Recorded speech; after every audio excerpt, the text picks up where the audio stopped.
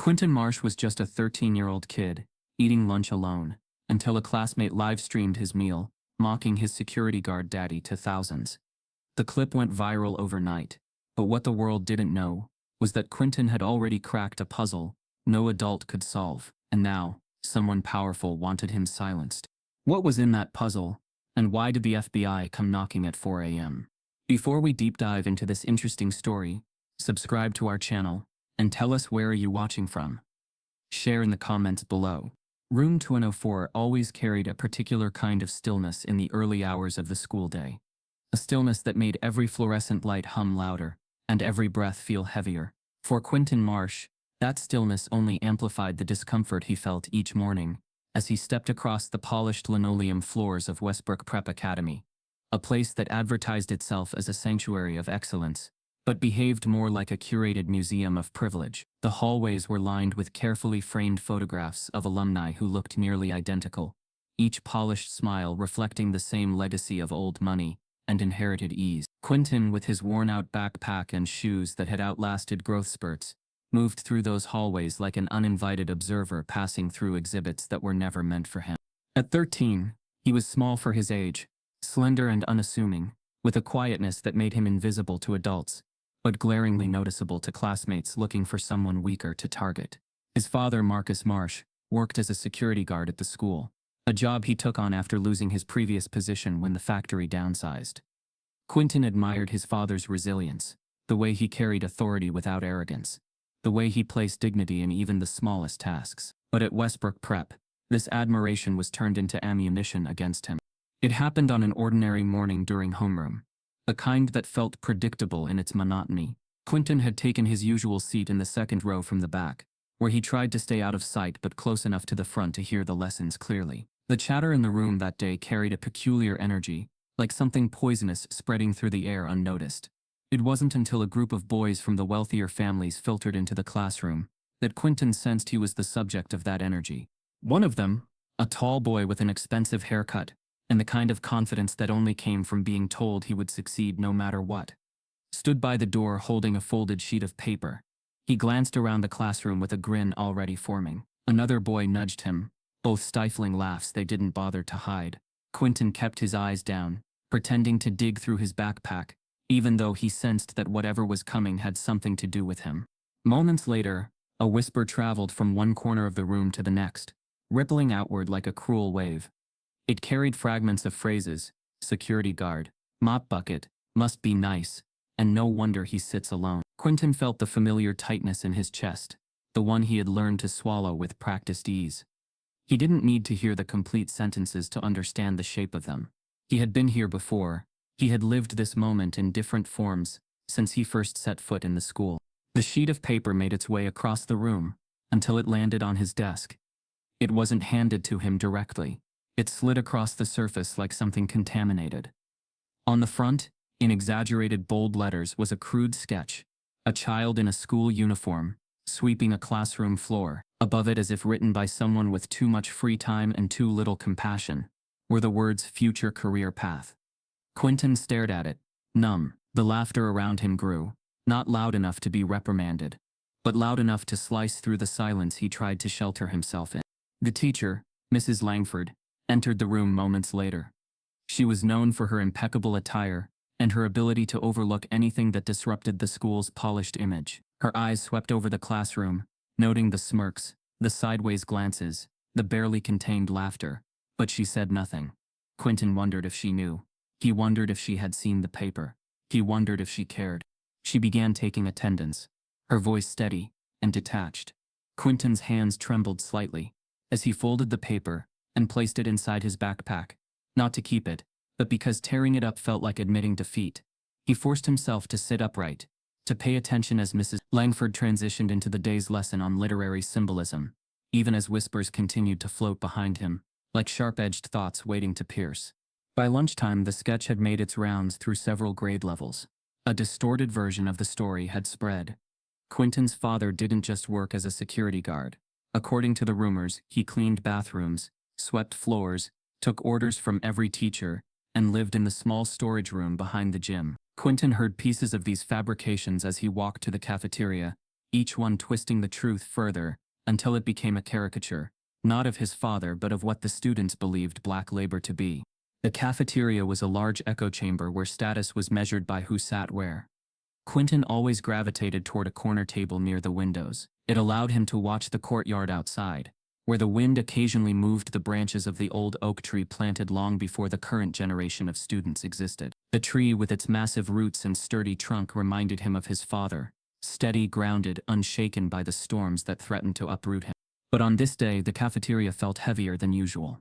A group of girls from his history class passed by, laughing about something, and Quinton caught the phrase "security guard son," spoken with a tone that was both mocking and dismissive. It wasn't the words that stung the most, it was the casualness of them, as though they weren't targeting a human being at all. He opened his lunchbox slowly, revealing a simple meal his mother had packed: leftover pasta, a small apple, and a handwritten note reminding him to keep his head up. It was a phrase she used often, a reminder that adversity didn't define his worth. But sitting there, surrounded by whispers that seemed to expand with each passing minute, he wondered if keeping his head up would ever get easier. Throughout the afternoon, the jokes evolved. Some students exaggerated gestures of helping him, offering mock sympathy for his supposed future.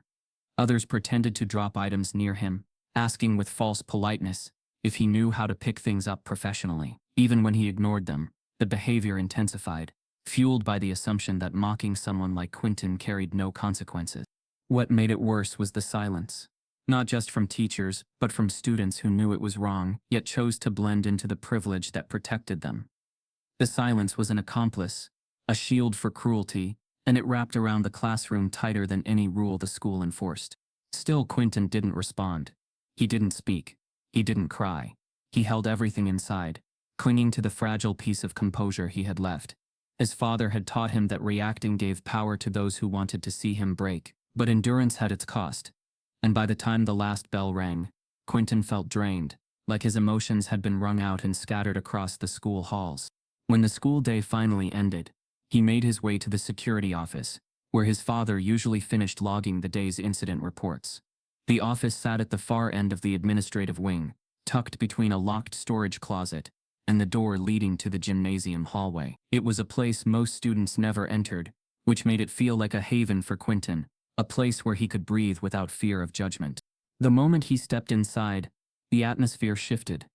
The room smelled faintly of old paper and disinfectant, the kind of scent that clung to spaces where tired men worked long hours for little recognition.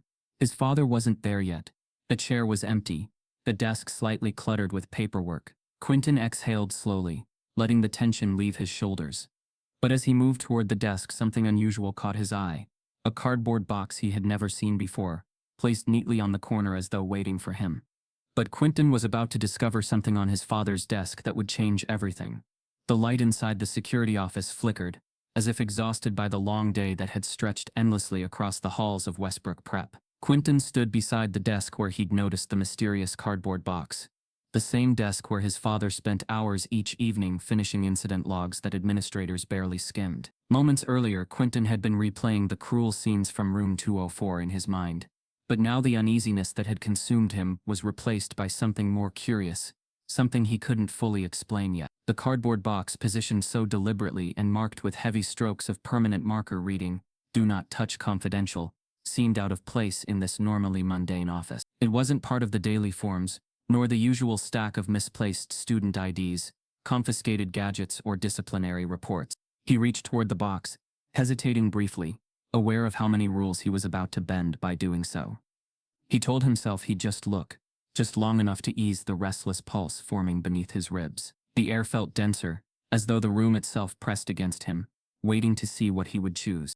Footsteps echoed just outside the office, and Quinton instinctively pulled his hand back. The door creaked open, and Marcus stepped inside, shoulders tired from the weight of another long shift. His uniform shirt bore faint wrinkles around the pockets, and the keys that hung from his belt clinked softly as he moved. The moment his eyes landed on his son, something softened in his expression. "You doing all right?" Marcus asked, not accusingly, but with a gentleness that suggested he could sense the kind of day Quinton had endured. Quinton offered a quiet nod. "Just waiting for you." Marcus exhaled and removed his cap, placing it on the corner of the desk. "Almost done with the reports. Today was busy. There was more in his father's tone, something layered beneath the simple words. But Quinton didn't pry. Marcus had learned over the years to speak in measured phrases, careful to avoid giving anyone at the school a reason to question his professionalism. Even when racial undertones crept into interactions with staff or parents, Marcus remained composed, knowing tempers were weapons that could be used against him. Quinton's gaze drifted back toward the box. Marcus noticed. "That thing," Marcus said, sitting down slowly. "I still can't figure out why I kept it." Quinton's eyebrows lifted, curiosity sharpening. "What is it?" Marcus rubbed a hand over his jaw. "Something strange I found a few years back. Someone left it in the locker room. Never claimed it. Thought it might belong to a teacher or maybe one of the older kids. But no one ever recognized it. I held on to it because, well, I don't even know why anymore. Held on to it because, well, I don't even know why anymore." Quinton tilted his head slightly. "Can I see it?" Marcus hesitated, his eyes narrowing in thought. Then he sighed. "You can look, just be careful with it. It's older than it looks." With his father's permission, Quinton opened the box slowly, almost ceremonially, as if expecting dust or secrets to rise from its edges. Instead, he found a single thick folder, worn at the corners, its cover decorated with chaotic markings that looked like a mix between mathematical equations and coded messages. His fingers brushed over them, as if they might react to his touch. "What is this?" Quinton murmured. Marcus leaned back, crossing his arms loosely. "A puzzle. Or something like one. A math teacher took it home once. Thought he'd try solving the first page. Came back the next morning saying he barely understood what language it was written in." Quinton opened the folder and found page after page, filled with dense lines of symbols, hand-drawn diagrams, and sequences of numbers arranged in ways that made little conventional sense. The first page alone looked like the creator had combined geometry, cryptography, and historical timelines into a single labyrinth of thought. "It looks impossible," Quinton whispered, turning the paper sideways as though a new angle might reveal something hidden. "That's exactly what everyone said," Marcus replied. "A professor from a local college looked at it once too. Thought maybe it was a joke, or some experimental art project. But then he called later and said it bothered him. That someone out there had a different way of thinking he couldn't quite map." The words sat strangely on Quinton's chest. A different way of thinking. His teachers had never said anything like that about him. At best, they called him quiet. At worst, they assumed he was a disengaged student who needed extra reminders to participate. But this puzzle, this chaotic constellation of knowledge, sparked something electric in him. He scanned the symbols again.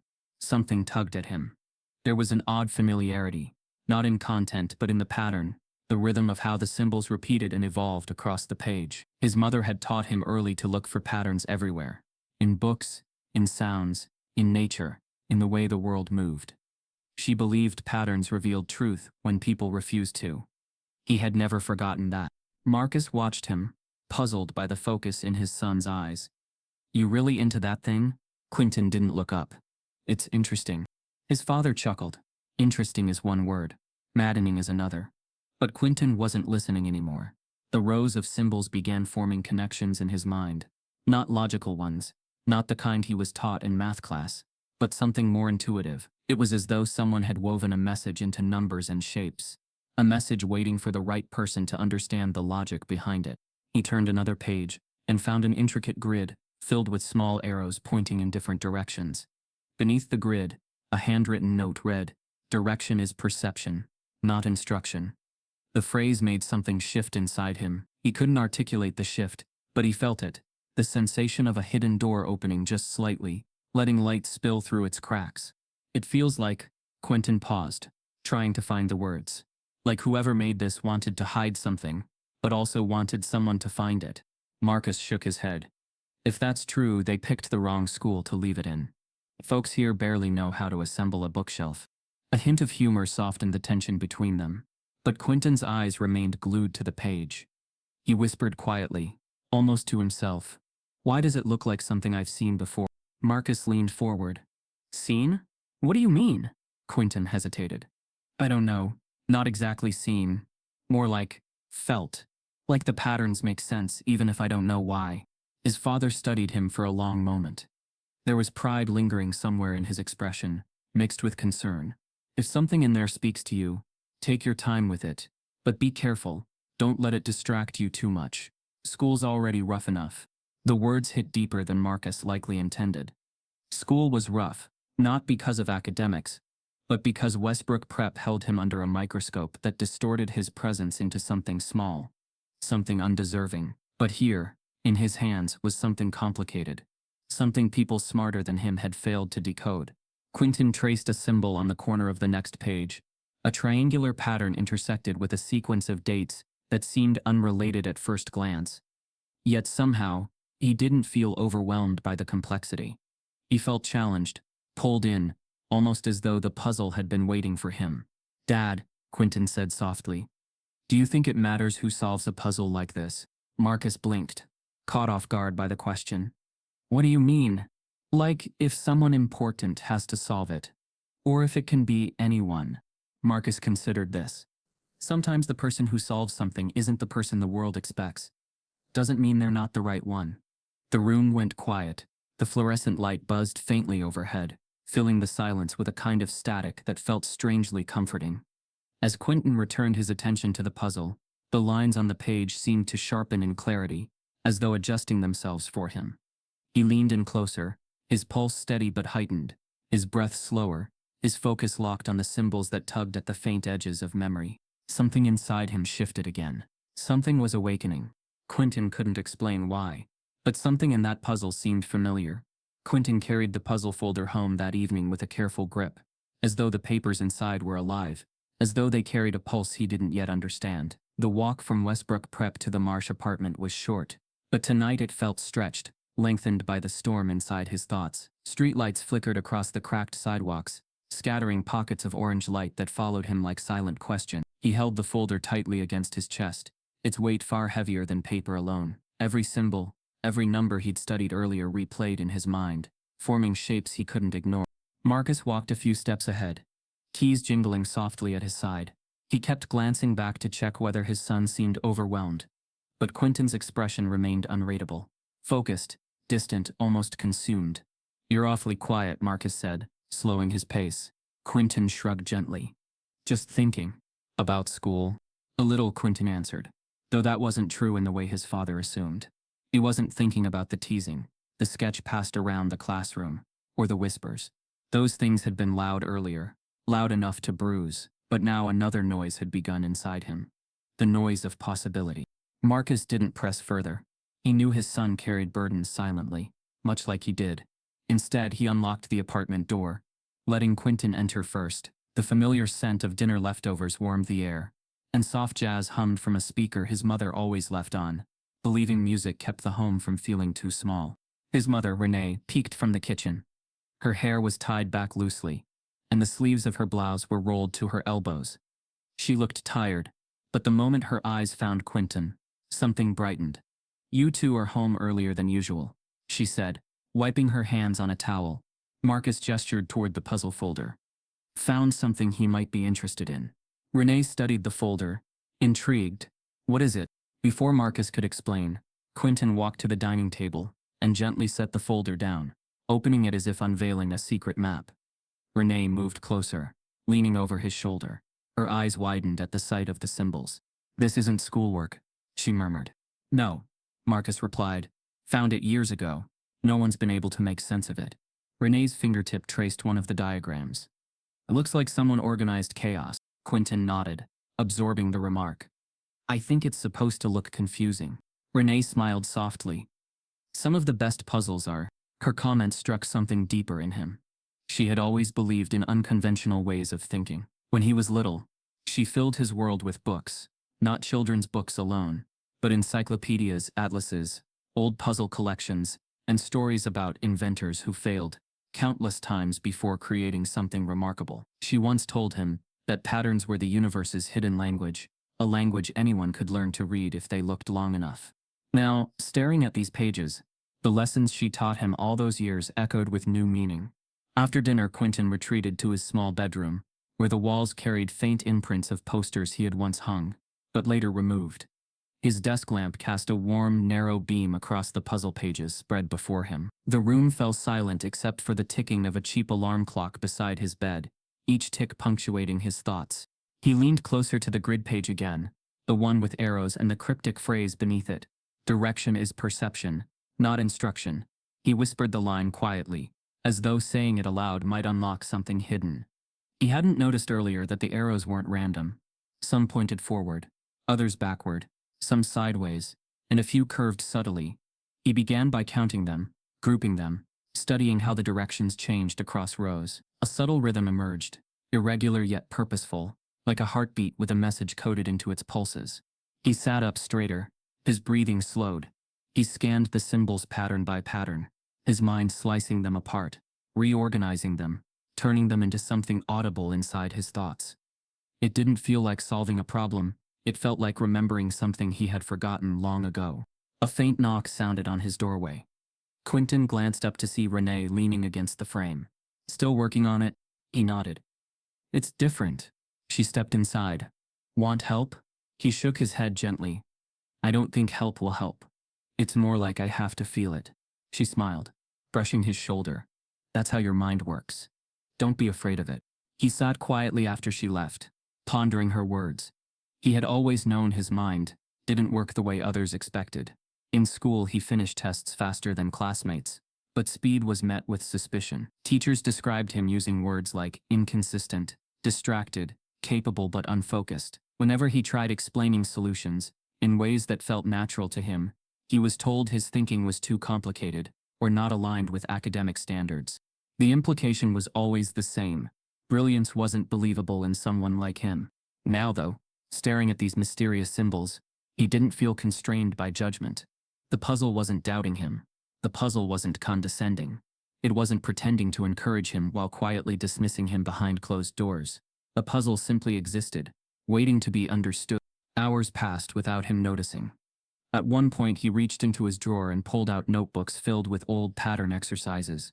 His mother had given him when he was younger, exercises involving hidden paths, irregular sequences, prime number patterns disguised inside drawings. He flipped through them, searching for something, though he didn't know what until he found it. On a page from years earlier, he had drawn a series of arrows, similar to the puzzles. His younger self had written a note in the corner. Every pattern has a reason. If you can't see it, flip it, flip it. Quinton turned the puzzle page upside down. Everything snapped into place. Lines that once seemed scattered, now formed a pathway. Arrows that conflicted, now flowed into coherent direction. Symbols that looked random now intersected in deliberate formations.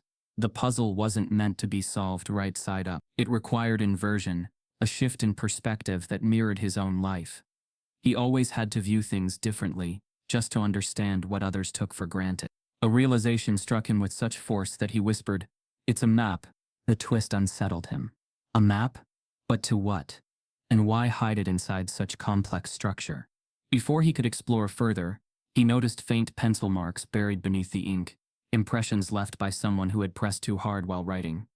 Quinton angled the paper under the lamp, revealing a faint series of letters barely traceable. Waste pattern not. He stared at the letters. They meant nothing to him. But the phrase felt important, intentional. He moved to the next page, repeating the process. More faint marks emerged, forming phrases scattered randomly. Look backward to go forward. Shadow answers reveal truth. And one that chilled him. This is only the first layer. Layer. The puzzle had layers. He flipped back to the grid, heart pounding, and made the connection. Each symbol wasn't a final step. It was a trail, a hint, guiding him towards something deeper. He whispered, breathless, "Who made this?" As he leaned closer, the lamp flickered once. A faint hum filled the room, like static crawling across the air. Quinton jolted slightly. He stared at the puzzle, then at the lamp, then back at the puzzle. Nothing was moving, but something had changed. A chill crawled up his arms, making him swallow slowly. The puzzle pages appeared lighter, as though the ink had shifted ever so slightly, as though the lines were reacting to being understood. It wasn't physical movement. It was subtle, almost imperceptible, but real.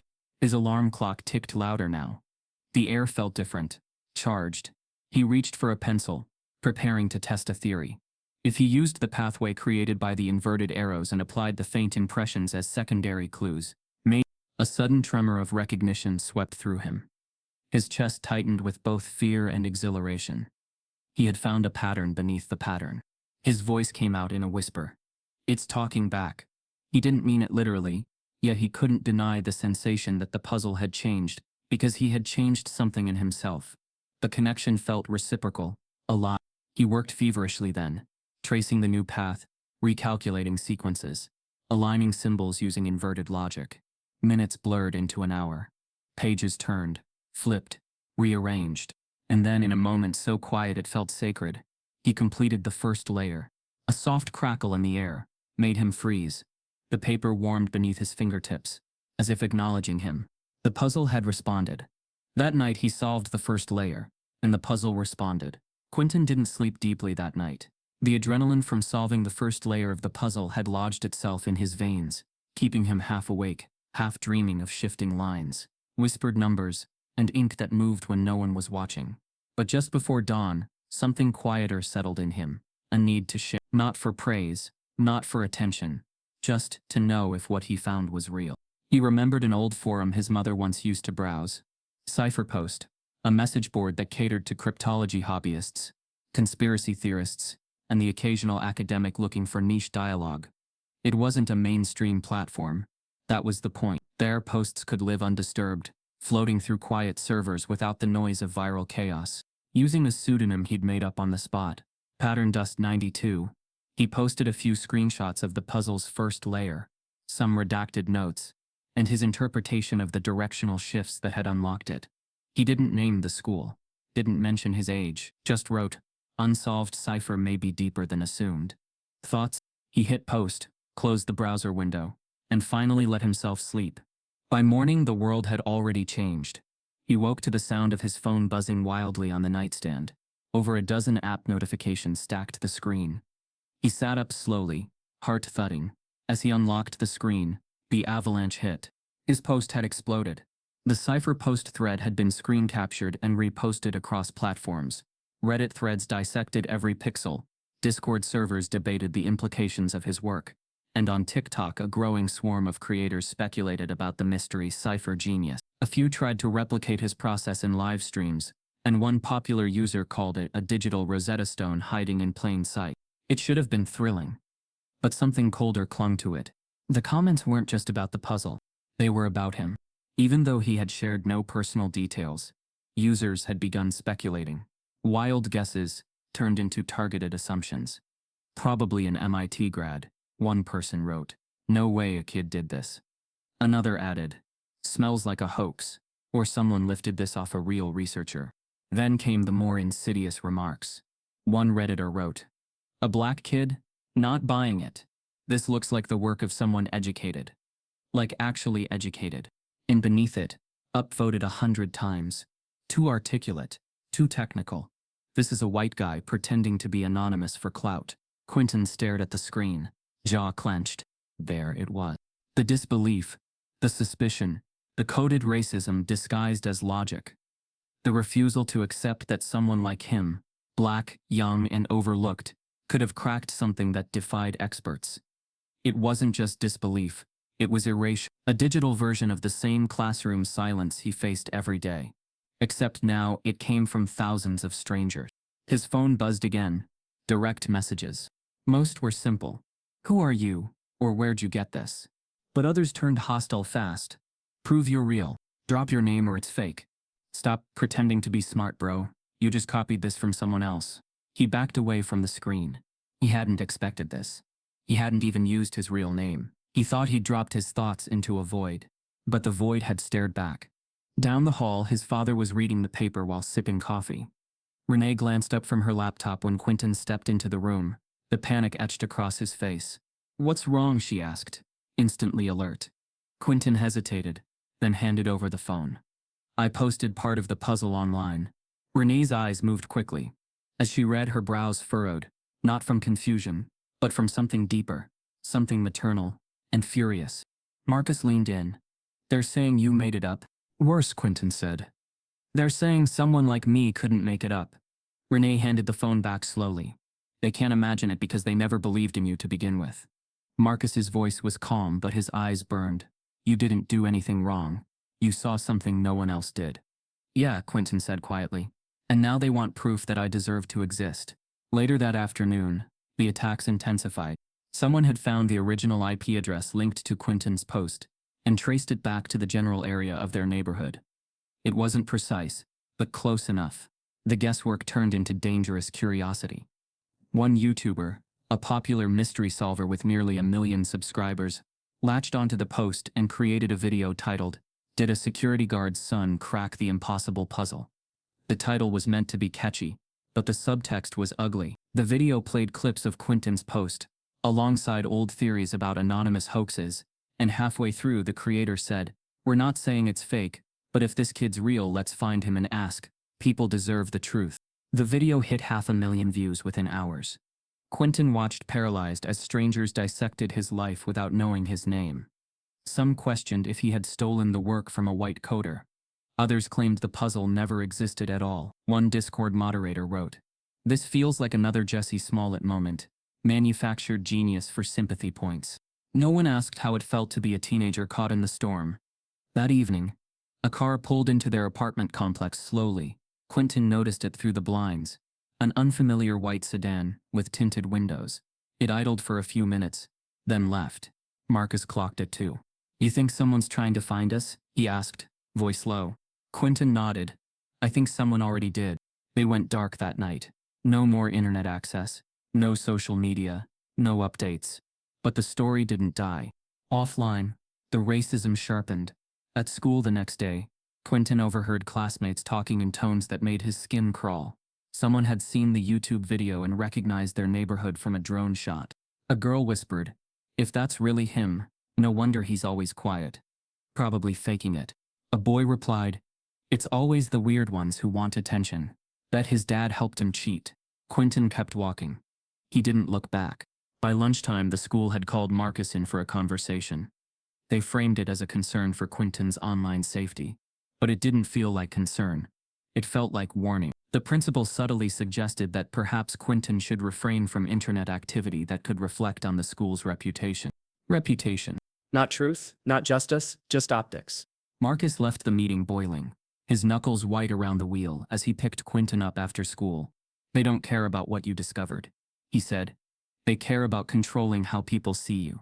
That night, Quinton sat in his room. The puzzle pages spread out again. He tried to re-immerse himself, to focus, to escape into the logic, but the outside noise was leaking in too fast. He couldn't understand it. Why was it easier for people to believe he stole the idea than to accept that he solved it? His mother entered quietly, placing a small plate of cut fruit on his desk. Her eyes were soft. "You don't have to prove anything to them," she said. He shook his head. "But I do." Renee sighed, placing a gentle hand on his back. "No, baby. You only have to keep proving it to yourself." He wanted to believe her. He wanted the fire inside him to keep burning. But doubt was beginning to creep in. Cold, persistent, and quiet. And that's when it happened. Just before midnight, while Quinton was reviewing the puzzle layers on his screen, one last time, a pop-up appeared. "Incoming video call request. TRU Quest YT." The YouTuber. He froze. His fingers hovered over the mouse. Seconds later, his phone vibrated. A message flashed on the screen. "Come to the door. I just want to talk." A YouTuber tracked Quinton's IP and decided to confront him in person. The next morning arrived too fast, the shadows of the night's chaos still clinging to the corners of Quinton's thoughts. He hadn't opened the door. He hadn't accepted the call, but the message had been received loud and clear. Someone was watching. Someone had come looking, and he didn't know what would happen next. At school, everything felt different, but not quieter. If anything, the air hummed with tension, a buzzing undercurrent that followed him from class to class. Students whispered more openly now. Eyes lingered longer when he passed. Some pointed, others smirked. A few feigned concern, but it was performative. People who never said his name before now acted like they were always curious about that puzzle kid. By lunchtime, Quinton didn't even feel hunger.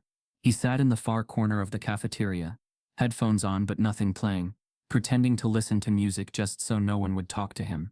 The cafeteria, always a noisy ocean of laughter, trays and casual cruelty, felt even more suffocating today. His head ached. His fingers tapped anxiously on the table. He tried to steady his breathing, but the dread had returned. He glanced toward the clock. Just a few more minutes. Just survive the lunch period. Go back to class. disappear into equations. Then it happened.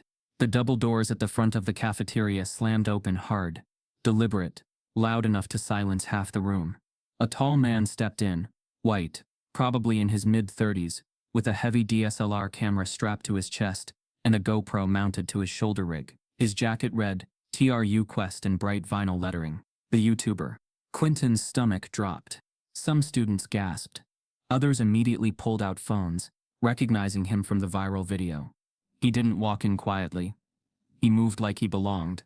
Like this school owed him access. Teachers nearby stood up, startled, confused, but hesitant to intervene. The man marched past the lunch lines, past the rows of stunned students, until his lens landed squarely on Quinton. There he is, the YouTuber shouted, his voice echoing off the cinderblock walls. The boy who cracked the world's hardest cipher, or so he claims. All eyes turned. Quinton froze, his breath caught in his throat. The man took a step closer, raising the camera. Tell the world right now. Did you fake it? The room erupted. Students shouted. Some laughing, others filming, all of them feeding off the spectacle. Teachers tried to step forward, but the YouTuber maneuvered past them, talking over their protests. You owe the internet an answer, kid, he continued, relentless. Thousands of people want to know, was it really you, or did your dad do it for you? Is this just another sympathy story? Quinton couldn't move, couldn't speak. His legs felt anchored to the floor. The noise surrounded him like a wave too high to climb over. But then Marcus appeared. No one saw him enter. He must have heard the commotion from down the hallway. But now he was there, tall and composed, eyes narrowed and jaw tight. Back away from my son, Marcus said, his voice low but firm, slicing through the chaos. The YouTuber turned, unfazed. Oh look, the security dad. Perfect timing. Tell us, did you help him cheat? Did you plant that puzzle? Marcus didn't raise his voice. He didn't lunge or threaten. He simply stepped forward, placing himself between the man and his son. You're trespassing. You need to leave, now. The camera kept rolling. The YouTuber smirked. Afraid of the truth getting out? More teachers flooded the room. A vice principal tried to intervene. But by then dozens of students were filming, egging the moment on. Marcus didn't budge. I said leave. The YouTuber scoffed, backed up a step, but not before catching one last close-up of Quinton, who still hadn't spoken. That's what I thought, he muttered. No answers. Just silence. He walked out, camera still rolling. But the damage was done. The cafeteria buzzed with the energy of scandal. Whispers turned into theories. Rumors sharpened into headlines. By the time school ended that day, administrators had already summoned Marcus to the main office. Quinton sat in the hallway, waiting. He could hear faint voices inside, some measured, others defensive. He didn't know what they were saying exactly, but he understood the rhythm of the conversation. Blame passed down, accountability avoided, optics prioritized. An hour later, Marcus emerged. His face was unreadable. He didn't speak until they reached the parking lot. They let me go, he said quiet. Said my behavior was aggressive, that I escalated the situation. Quinton stared at him. You were protecting me. They don't see it that way. He didn't yell. He didn't break. But something behind Marcus's eyes darkened in a way Quinton had never seen before. A small, quiet part of the man seemed to fold inward, as if another brick had been added to the weight he'd carried all his life. That night, the story hit local news, but not the truth. The headline on screen read, Security guard's son involved in puzzle hoax. Viral story spirals into controversy. The footage from the cafeteria was edited to show Quinton's silence, the confrontation, and Marcus's interruption. But the narrative was clear. Questions about a faked story, a father interfering, a school unsure what to believe. No mention of the racism. No mention of the ambush. No mention of the truth. Quinton watched it unfold like a bad movie. On Twitter, his name trended. Not as a prodigy. Not as a pioneer. As a fraud. Security guard's son cracks internet or lies about it. The curious case of Quinton Marsh. Puzzle genius, or fabricator. Black boy genius story falls apart under scrutiny. They made him a punchline. His inbox filled with more hate. Some messages called him a disgrace. Others mocked his family. A few said worse things he didn't repeat even to himself. Renee tried to shield him from it. She pulled his devices, made him step away from screens. She cooked his favorite meals. She sat beside him in silence. but none of it could keep the rot out. Quinton stopped sleeping. He stopped speaking much too. And that's when the unexpected email arrived. It was tucked among spam messages, marked with a sender ID that looked like code E. Strathmore. The subject line read, "You're not wrong." He clicked it with trembling hands. The message was short. "Quinton, I believe you. I've seen this cipher before. And I know you didn't fake it because I couldn't solve it either. Please call me Dr. Evelyn Strathmore, Department of Cryptographic Theory, Massachusetts Institute of Technology." Quinton blinked. MIT? He read the message again. The name sounded familiar. He searched it, and there it was, Dr. Evelyn Strathmore, a reclusive but legendary figure in academic cryptography, a woman known for turning down awards, never appearing on camera, and solving encryption structures used by governments around the world. She was real, and she believed him. Marcus leaned over Quinton's shoulder, reading the email too. For the first time in days, his expression changed. "Son," he said slowly, "you might have just turned the story around." Quinton stared at the screen. Something inside him stirred again. Hope faint, fragile but real. But one obscure puzzle scientist from MIT wasn't convinced, and reached out. Quinton read the email a third time before daring to believe it was real. He checked the sender's domain, meet.edu. He hovered his cursor over the name Dr. Evelyn Strathmore. The internet confirmed it. There were few public records of her face, fewer interviews, and no social media. Yet her presence in academic circles was legend. Published in cryptographic journals by age 19, consultant for private tech firms and intelligence agencies. A mind revered and feared by those who understood just how rare brilliance could be. And she believed him. Still in disbelief, Quinton called out to his mother. Renee entered his room with cautious eyes, expecting more fallout from the media storm. Instead, he turned the laptop toward her. "She emailed me," he said, "from MIT." Renee's brow furrowed. She leaned in to read the short but weighty message. "Do you think it's real?" she asked. Marcus, standing in the doorway, stepped closer to read. "Let's find out." Quinton replied immediately, trying to keep his message formal but composed. "Thank you, Dr. Strathmore. I'm honored. I can do a Zoom call anytime today, or tomorrow. Quinton Marsh." The reply came just 15 minutes later. "Tonight, 7 p.m. I want to see what you see. E.S." The hours until the call felt like gravity pulling at every second.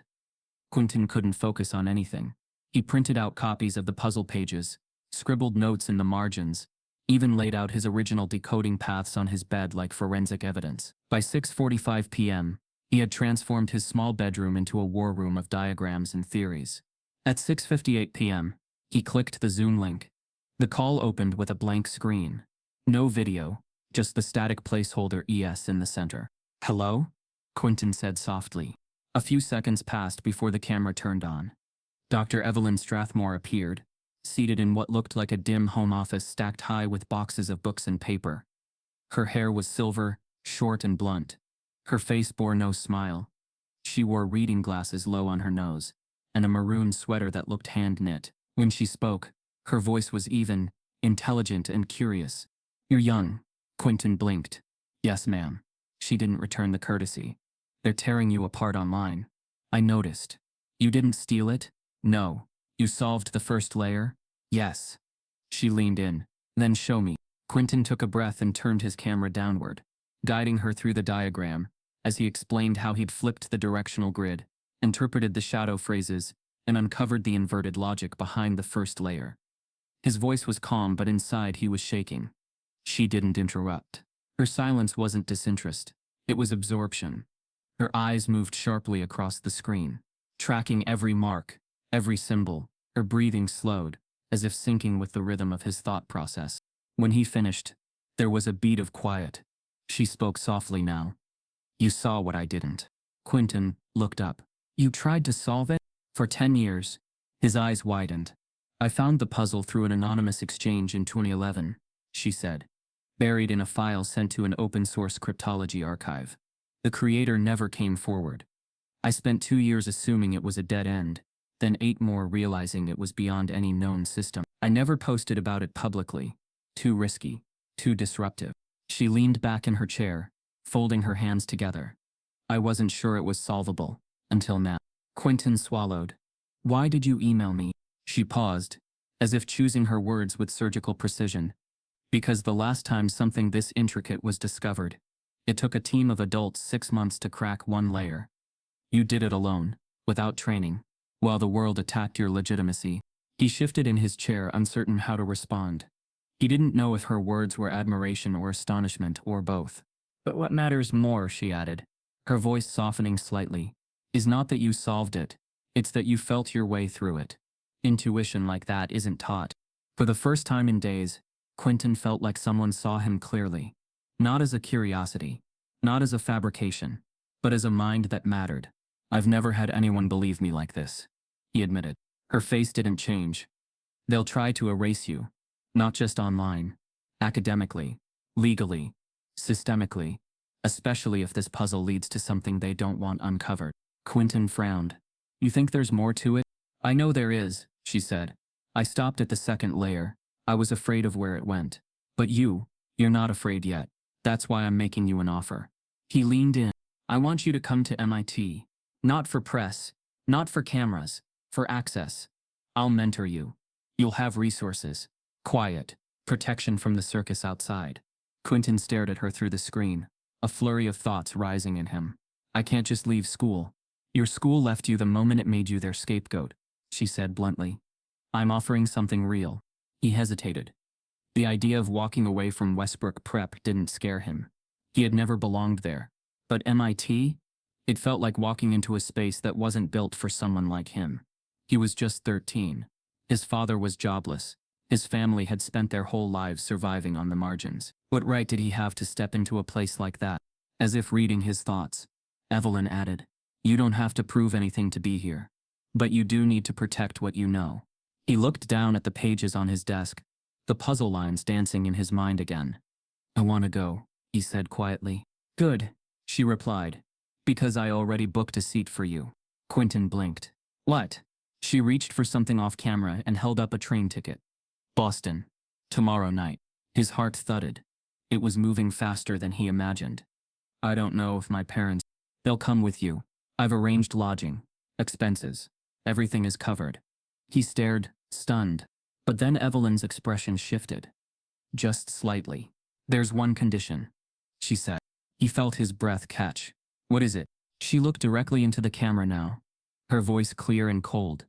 You don't share anything else online. Not one theory. Not one symbol. Not until we understand the puzzle's purpose. Because if I'm right, someone else is watching, and they don't want us to finish it. Quinton's mouth went dry. I don't know yet, she said. But the deeper I went, the more I felt it, like the puzzle wasn't just a riddle. It was a trap. He stared at her, the implications unspooling in his mind. What if I've already triggered something? He asked. Ellen was silent for a moment. Then you've done more than solve a puzzle, she finally said. You've opened a door.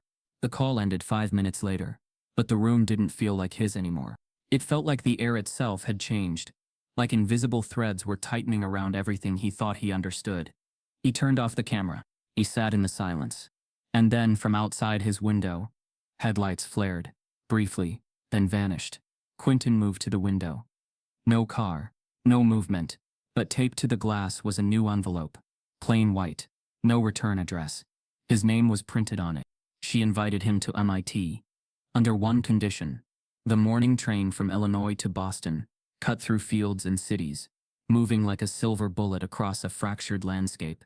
Quinton sat by the window, his eyes tracing the passing blur of unfamiliar towns. The envelope that had been taped to his window the night before sat sealed in his backpack, unopened. His parents had asked about it, but he'd said nothing yet. Not until he knew what it meant. Beside him, Marcus sat rigid, his large hands clasped together tightly, as though bracing for the weight of something invisible. Renee had stayed behind. Someone needed to hold the home together, keep eyes on their belongings, shield the fallout in case this trip wasn't salvation, but a trap. As the train curved toward Boston, the skyline slowly sharpened in the distance. The city didn't rise with grandeur. It unfolded with steel and glass precision, humming with ambition. To Quinton, it looked like a machine built to test minds. When they stepped off the train, the air felt colder, not just in temperature but in tone. This wasn't Illinois. This was MIT, one of the world's most prestigious institutions. And he was walking into it, not as a student, not even officially as a visitor, but as a phenomenon. A living question mark. Evelyn Strathmore was waiting at the platform. She wore the same maroon sweater, a gray scarf wrapped loosely around her neck. Her eyes were as sharp as Quinton remembered, but there was something new in her posture. Urgency, maybe, or concern. "Welcome," she said simply. She didn't smile, didn't offer a handshake. She looked at Marcus with measured respect, then gestured for them to follow. The campus unfolded like a maze of marble and metal. Students passed in tight clusters, absorbed in conversations about algorithms, policy papers, and project deadlines. Most didn't notice Quinton, some did, but only briefly. Their glances lingered on Marcus, longer. Evelyn led them through the main quad and into the data center, a building that looked like it had been sketched during a fever dream, and then brought to life. Inside, glass walls revealed laboratories humming with quiet genius. Quinton passed rooms filled with machines, whiteboards covered in equations, and people who didn't look up when they entered. She guided them into a private wing at the far end, unlocking a lab door with a keycard. "This is where we'll work," she said. "This room is off the grid. No network devices, no recording, no traceable logs." Quinton stepped inside slowly. It didn't feel like a lab. It felt like a vault. Inside were two large tables, stacks of cipher printouts, historical archives, and a single analog projector glowing softly in the corner. Evelyn turned to Marcus. "You're welcome to stay as long as needed. I've arranged housing nearby. But I need Quinton's focus while he's here." Marcus nodded. He didn't speak much, but Quinton felt the unspoken tension behind his father's eyes. He wasn't sure if it was protectiveness or unease, but he understood it. This place, for all its prestige, wasn't built with them in mind. The first day was quiet. Evelyn laid out what she had decoded years ago, fragments of the puzzle's second layer, some of which Quinton recognized from the faded symbols buried under the first. He listened, nodded, asked questions, but it was on day 3 that everything changed. While Evelyn and her assistant, a young postdoctoral researcher named Lyle, discussed data extraction tools, Quinton sat at the side table, flipping through the older cipher pages, mapping the intersection points with colored pencils. Then he froze. There was a break in one of the cipher diagrams, a gap he hadn't noticed before. At first glance it looked like a smudge, but when he magnified it under the projector, he saw a faint mirrored text fragment. It wasn't part of the second layer. It wasn't even supposed to be visible. But there it was, a time code, and beneath it, in impossibly small letters, reversal X. He didn't know what it meant, but instinct kicked in. He traced the surrounding coordinates backward, realigned them on the original grid from layer 1, and within 30 minutes he'd mapped a hidden pattern of entries that neither Evelyn nor any previous analyst had detected. When he showed her, she didn't speak. She stared. Then slowly, she sat down, her hand covering her mouth. "You saw that without a key," she whispered. Quinton nodded. "This isn't just intuition," she said. "It's architecture. You're not solving the puzzle, you're decoding its design." For the first time, Evelyn looked shaken. That evening, Quinton returned to the small apartment MIT had arranged for them nearby. Marcus made dinner, boxed pasta and garlic bread, but the atmosphere was tight. Quinton finally pulled out the envelope from his backpack. Inside was a single sheet of paper. It read, "Some codes are meant to be cracked. Others are meant to be buried. Ask Evelyn about the 93 suppression order. Then decide which one you're dealing with." No signature, no origin, no clue who had delivered it. He read it twice, then tucked it back in his bag. He didn't sleep much that night. The next morning, things felt different, quieter. The lab felt colder. Evelyn was distracted, more guarded. But word of Quinton's discovery had already leaked through internal whispers. The university, despite Evelyn's best efforts to work in secrecy, was too interconnected. Lyle had mentioned something about administrative curiosity. A few other researchers dropped by that afternoon, not to meet Quinton, but to see the anomaly. They spoke about him in third person, even as he sat in the room. He decoded a hidden reversal structure. Is he using symbolic mapping? Wasn't he the kid from the hoax video? Quinton heard every word. One researcher, a visiting fellow from Germany, nodded toward him and said, "Very impressive, must be some kind of instinctual mimicry." Quinton didn't ask what that meant. He already knew. They couldn't admit a black teenager from Illinois had outpaced them, so they reduced his mind to mimicry. By the end of the week, his name wasn't on any of the internal logs. Not in emails. Not in files. He was referred to only as the asset. The visitor, or worse, Strathmore's prodigy. They didn't know his name, and they didn't care to learn it. Then on Friday, Evelyn received a message on her secure channel. She called Quinton into the lab, closed the blinds, and locked the door. She handed him a tablet. The screen displayed an internal memo, unmarked, unsigned, but clearly from high-level administration. It read, "Subject displays unregistered access to encrypted materials. Possible leak vector. Monitor under classified security flag. Recommend digital isolation until further notice." At the bottom, stamped in faded red ink, "Status security risk." Quinton stared at the screen. "They flagged me." Evelyn nodded, her jaw tight. "Someone inside doesn't want you here." He felt the breath leave his lungs. He had come to the most advanced institution in the world. He had uncovered what experts had missed for a decade. And still, they didn't see him as a peer. They saw him as a threat, a risk, a problem to contain. But the real threat wasn't him.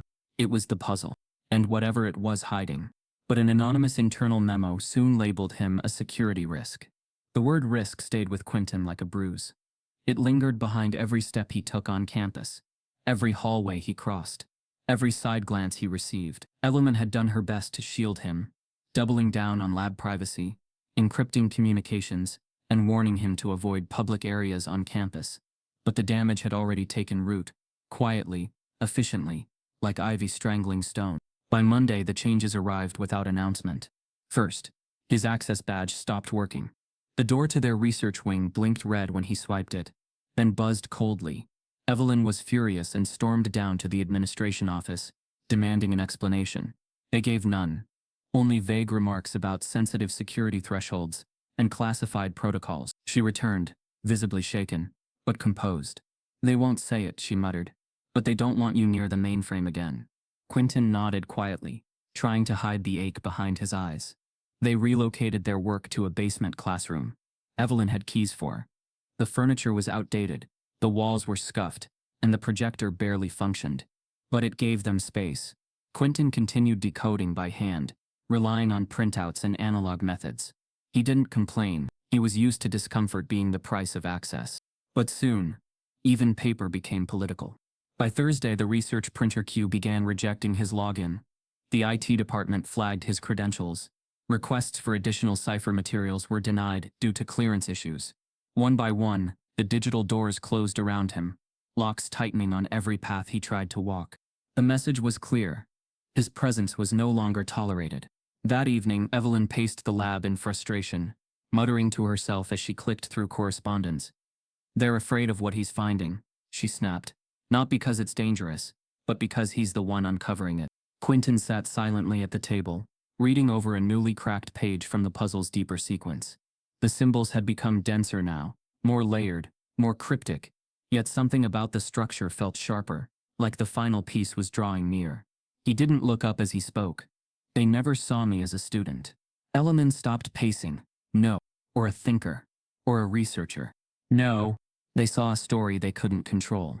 Evelyn's expression softened with a pain that came not from helplessness, but from recognition. She had fought this fight before when men twice her age tried to take credit for her early work. But her pain had never come wrapped in the same racial weight. Her credentials protected her. Quinton had no such armor. The final blow came in the form of a letter, slipped under the apartment door 2 days later. "Effective immediately, your temporary guest access to the Massachusetts Institute of Technology campus, research facilities, and digital networks is suspended. This action is in accordance with institutional review policies." No explanation, no hearing, no defense, just erasure. When Marcus read the letter, he sat down without a word. Renee, who had flown in that morning to help manage the situation, read it 3 times before whispering, "They made him disappear." Online, the story reignited. Screenshots of the memo leaked. The public latched onto it instantly. Those who had once rallied behind Quinton now divided.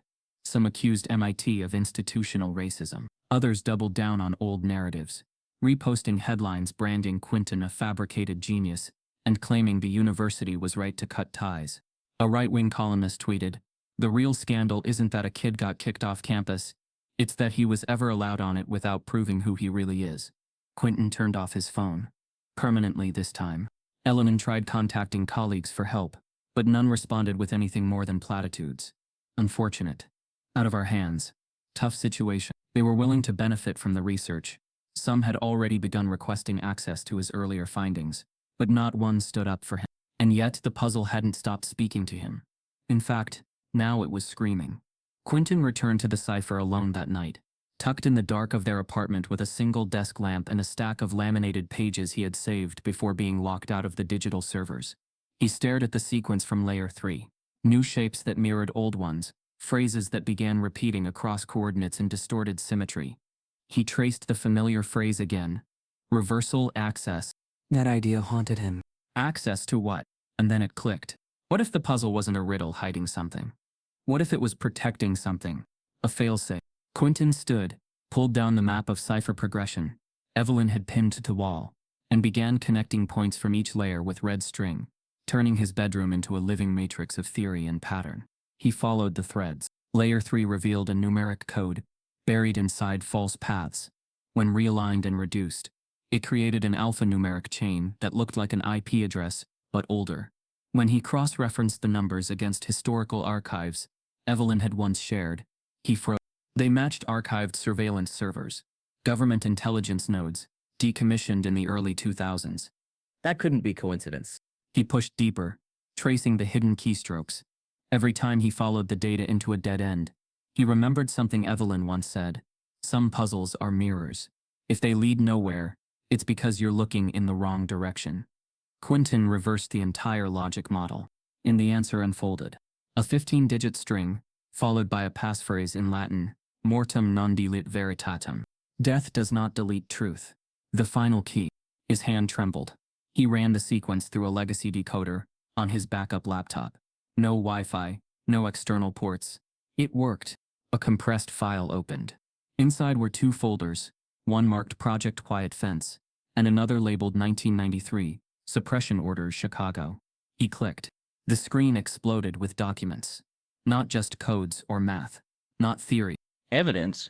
Internal government memos, detailing surveillance programs, targeted at predominantly black and brown neighborhoods and urban centers. Patterns of data harvesting, illegal audio recordings, and biased AI algorithms, used to redirect policing resources, under the guise of predictive crime control. At the top of one PDF was a name, Evelyn Strathmore. She hadn't just studied the cipher. She had once worked on the program that helped build it. Quinton stared at the name, his throat tight, the message in the envelope. The warning came flooding back. Ask Evelyn about the 93 suppression order. She had known. Maybe not everything, but enough. He heard footsteps behind him. Marcus stepped into the room, saw the laptop, and immediately registered the look in Quinton's eyes. You found something. Quinton nodded, slowly turned the screen toward him. Marcus sat down, reading, his hands curled into fists. All this time, he murmured. They've been watching us while pretending to study us. Quinton's voice barely rose above a whisper. They built a puzzle to bury the crime inside it. They sat in silence for a long time, not because they didn't have words, but because the truth finally weighed more than the silence ever did. Later that night, Evelyn arrived unannounced. She looked different, tired, older. She didn't ask to come in. I know what you found, she said. Quinton stood in the doorway, holding the puzzle pages. You helped build it. Her eyes met his, unflinching. I helped design the encryption framework. I was told it was for defense. It wasn't. I know that now. Quinton held her stare. Why didn't you tell me? Because I thought you wouldn't go as far if you knew. That wasn't your choice. Evelyn sighed, a long breath carrying years of regret. The system tried to use me too. They buried what we built. Threatened careers. Lives. But they didn't delete it. They just encrypted it. I didn't know they left the failsafe live. You gave them the key. I didn't mean to. Quinton stepped back. He didn't slam the door, but he didn't invite her in either. The puzzle was no longer a mystery. It was a confession. Then, Quinton decoded the final layer, and it revealed something no one expected. The next morning came quietly, but the weight in Quinton's chest hadn't budged. He sat at the small kitchen table, in their Boston apartment, the decoded documents, still spread out in front of him, like sacred ruins pulled from beneath a forgotten city. The files weren't just data, they were pieces of a buried confession. Whole neighborhoods mapped with surveillance overlays, facial recognition prototypes cross-referenced with school attendance logs, financial algorithms that disproportionately flagged minority-owned businesses for fraud investigations. It wasn't theoretical. It was operational. A digital weapon built for targeting. And the final file buried deep in the puzzle archive held one more piece. Coordinates, latitude, longitude, a timestamp. It pointed to a remote area in coastal North Carolina, an unmarked field on the edge of an old farming town no longer listed on active state maps. Beside the coordinates was a note. Archive 11C, manual retrieval required. Vault integrity unknown. Quinton stared at it, adrenaline surging. The puzzle hadn't just been a hiding place. It had been a delivery system. A map created by someone who couldn't trust the world to do the right thing. A Cold War-era digital whistleblower had encoded the location of the data, not just to preserve it, but to ensure only a mind prepared to understand its implications could ever unlock it. This was no academic exercise. This was a reckoning waiting to be unearthed. He printed out the coordinates and highlighted the time-stamped code. Then, against every instinct for caution, he opened a new tab. He emailed the sequence and location to himself, just to back it up. But as his finger hovered over the send button, a jolt of hesitation hit him. The envelope taped to his window. The warnings from Evelyn. The security flag. None of this was abstract anymore. He encrypted the message manually, attached it to a decoy photo, and sent it to a burner email address he'd created weeks ago. Then he shut everything down. His heart raced.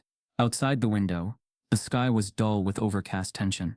Marcus stood near the stove, watching Quinton closely. He hadn't touched his coffee. "You found where it leads, didn't you?" he asked. Quinton nodded. North Carolina. Middle of nowhere. Marcus set the mug down. "And now what?" "We go." Marcus blinked. "Just like that?" Quinton's voice was calm, but iron beneath it. "The puzzle's not done until we find what it was protecting." Ellen arrived at noon, tired and worn down. She'd been trying to run interference with MIT's upper echelon, but had gotten nowhere. The research division had distanced itself completely. Her lab access had been reduced. Her funding account was temporarily frozen. "You've been iced out," Quinton said plainly. I have, she admitted. "And they're watching me. They're watching both of us." Quinton slid the printout toward her. She leaned over it, scanning the coordinates. Her eyes widened. "This isn't a digital vault," she murmured. "This is physical. A data cache." Marcus looked between them. "What does that mean?" Ellen took a deep breath. "It means whoever built the original encryption didn't trust the digital world to keep it safe. They stored the data physically on hardware. Old drives, possibly magnetic tape, the kind of archive that can't be hacked, only found. "And now we've found it," Quinton said. Evelyn leaned back.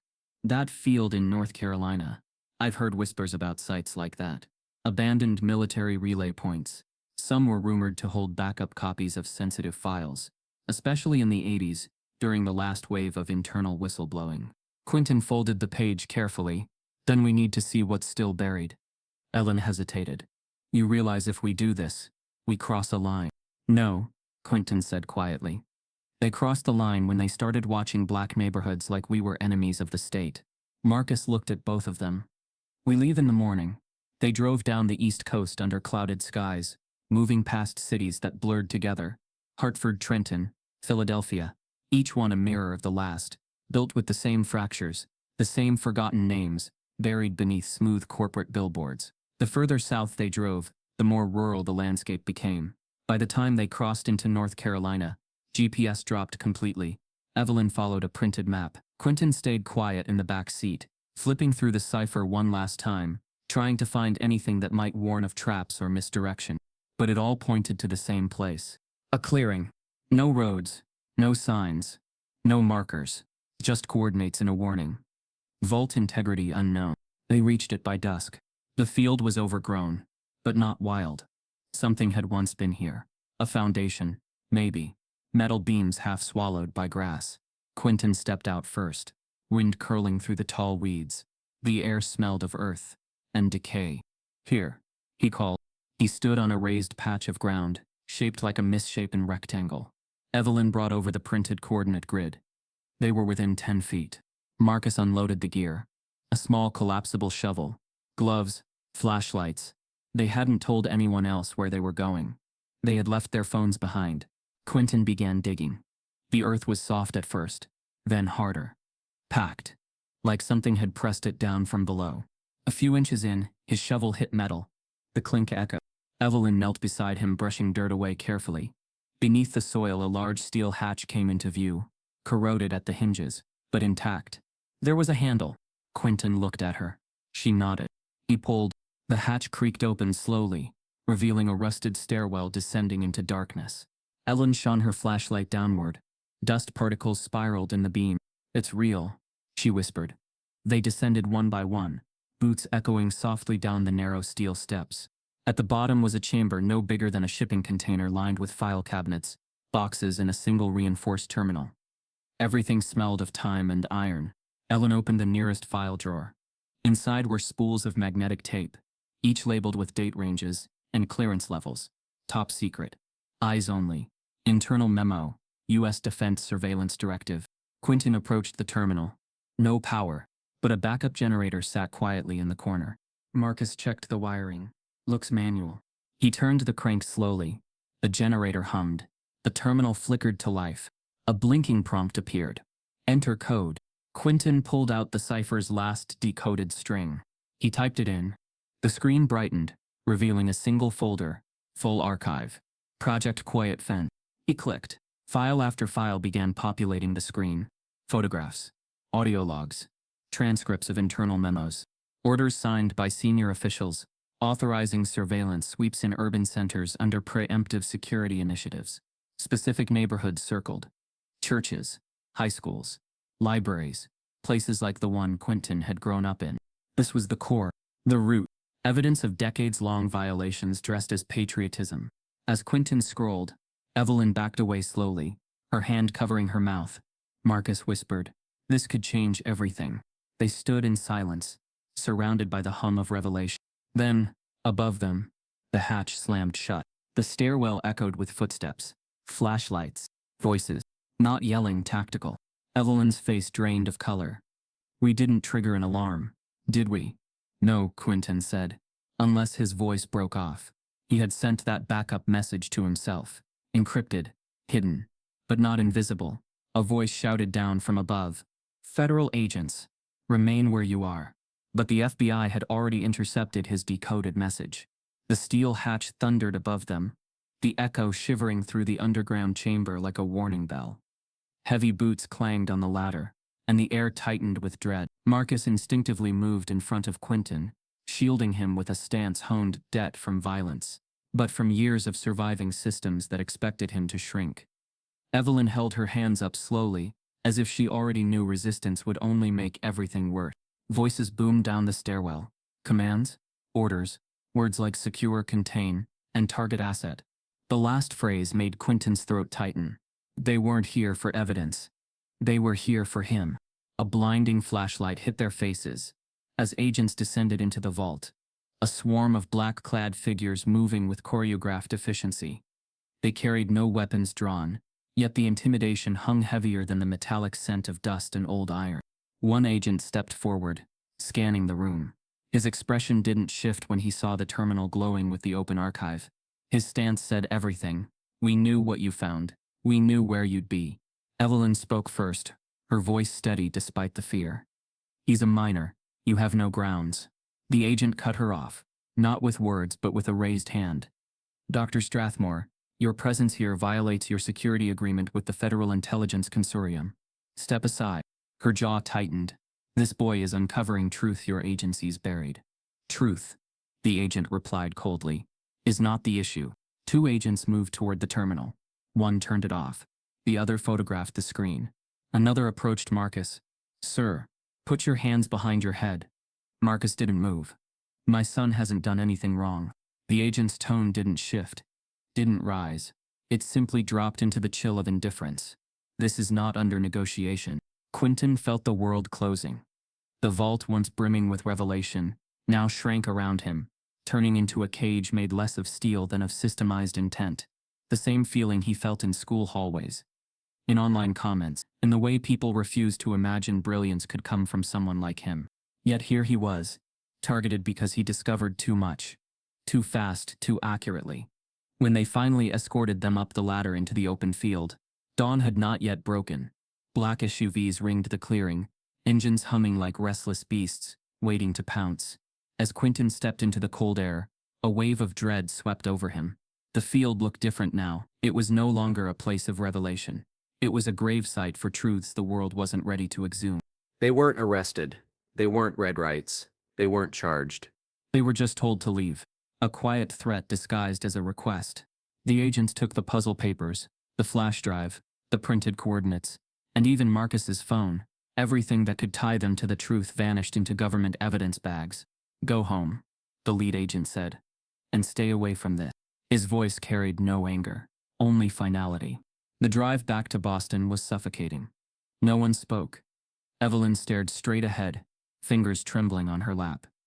Marcus kept one hand on the steering wheel, the other squeezing the door handle so tightly his knuckles turned pale. Quinton sat in the back, eyes hollow, the weight of everything pressing on him in a way that felt unbearable. When they reached the apartment, they barely had time to lock the door before the world collapsed for a second time. At 4 a.m., the floor shook with violent pounding.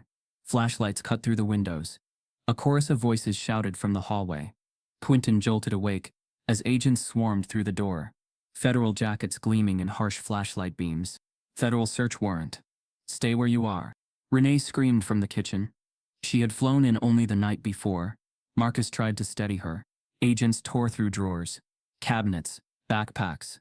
They seized laptops, external drives, even notebooks. They emptied Quinton's backpack on the floor, scattering pencils, pages, crumpled homework assignments, things that had never meant anything to anyone at Westbrook Prep, but were now treated as potential evidence. One agent lifted the notebook Quinton had used to decode the first layer, the one with instinctive notes written in the margins, like a teenage mind whispering through mathematics. He stuffed it into a bag without hesitation. Evelyn demanded to see the warrant. They ignored her. When she tried again, an agent held out a form filled with redactions, a document that said everything and nothing. "No one is under arrest," the agent said, monotone. "We're recovering stolen classified material." "Classified?" Marcus barked. "You abandoned that vault decades ago." The agent did not respond. Quinton looked around the room, dizzy. He wanted to scream that none of this was real, that he didn't steal anything. He solved a puzzle. He decoded what someone else had hidden, not for malice but for justice. But his voice wouldn't surface. When the agents finally left, taking everything except their clothing and beds, the silence they left behind was more violent than the raid. Renee sank to the floor, tears sliding down her cheeks silently. Marcus stood beside her, unable to comfort her because he couldn't comfort himself. Evelyn paced the room with fury growing in the tightness of her steps. Quinton sat on the couch, shaking, staring at his empty desk. The puzzle was gone. The evidence was gone. And his name, his real name, not a username, not a pseudonym, now existed in federal systems as a risk. Later that morning, the story hit the news, but not as a victory, not as a discovery, not as the unraveling of injustice. It became a spectacle. Mainstream outlets repeated the same narrative, radicalized teen hacks government systems. Panels discussed cyber threats. Experts speculated about domestic youth extremism. The same schools and programs that marketed themselves as champions of innovation now used their platforms to condemn unauthorized curiosity. One broadcaster said, he bypassed national firewalls with methods unknown to adult experts. No mention of the puzzle. No mention of the truth. Just accusations disguised as concern. But online, something else happened. People began fighting back. Crypto forums erupted in outrage, calling the raid authoritarian. Civil rights groups picked up the story, pointing out the blatant racial targeting. Even some academics, quietly, through anonymous accounts, said MIT had mishandled the situation, and a few students marched with signs that read, "Intelligence isn't a crime." Quinton saw these messages from borrowed devices, but none of it stopped the dread. Evelyn decided they had to leave Boston. Within 12 hours, they packed only essentials and moved into a small cabin in New Hampshire owned by one of her retired colleagues. It was isolated, built before modern Wi-Fi, reachable only by a single dirt road, a place where signals died and silence thrived. Quinton didn't feel safe. He didn't even feel alive. He felt erased, invisible the way he always was at school, but now erased by systems that pretended he didn't exist. except when he became inconvenient. One evening, lying on the couch in the dim cabin, he whispered to himself, "Why did they come after me?" Marcus sat beside him. "Because you saw what they worked hard to bury." Quinton stared at the ceiling. "I didn't want any of this." Renee brushed his hair back gently. "Sometimes the truth chooses the person who sees it clearly." He wanted to believe her. He wanted to find strength in that. But all he felt was exhaustion. Deep, bone-heavy exhaustion. It was nearly midnight when his world shifted again. Evelyn was asleep. Marcus and Renee were whispering in the kitchen. Quinton rested by the cold fireplace, wrapped in a blanket, trying not to think. Then the burner laptop on the table flickered on. No one had touched it. A small notification appeared on the dark screen. Incoming encrypted transmission. Quinton sat up. Lines of code scrolled. Then a message window opened. At the top was a sender ID. A. Carrington. Below it, a single line. "I know where your puzzle came from. I know who buried it. I'm the grandson of the whistleblower. And I need to speak with you now." Quinton froze. In hiding, Quinton received an encrypted message from an unexpected source. The original whistleblower's grandson. Quinton's fingers hovered over the keyboard, heart pounding as the cold glow from the laptop screen flickered against the wood-paneled walls of the remote cabin. Outside, wind scraped the trees, whispering warnings through the dark. The encrypted message blinked again, steady and demanding. "I'm the grandson of the whistleblower. I know what your puzzle unlocked, and I know where the rest of it is." He stared at the name, A. Carrington. The name meant nothing to him on the surface, but something about the tone of the message, the urgency wrapped in restraint, felt different from the chaos he had endured in recent weeks. This wasn't someone chasing headlines. This was someone chasing closure. Without waking his parents or Evelyn, Quinton typed 2 words, "I'm listening." The cursor blinked for several seconds before a reply appeared. "My grandfather was Silas Carrington. He worked for a classified subdivision of U.S. cryptography defense. In 1993, he blew the whistle on a mass surveillance program called Quiet Fence. He vanished a year later. The puzzle you solved was his insurance policy." Quinton read it again. Silas Carrington. He scoured his memory. The name hadn't been on any of the visible files, not in the metadata, not in the released documents.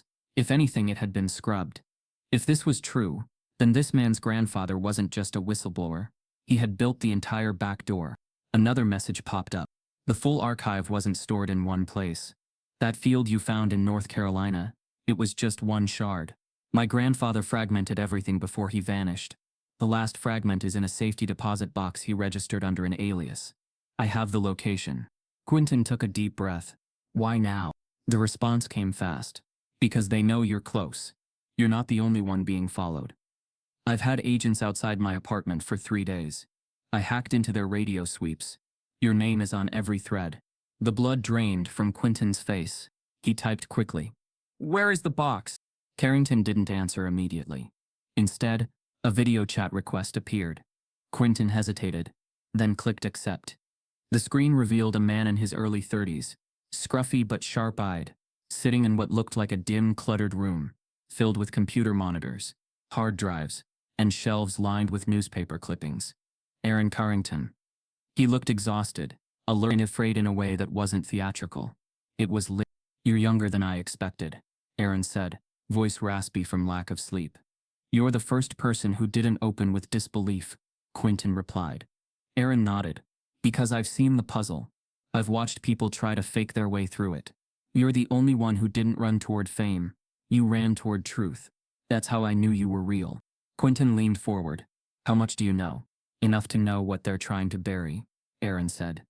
Quiet Fence wasn't just surveillance. It was predictive filtering, an algorithm designed to forecast unrest.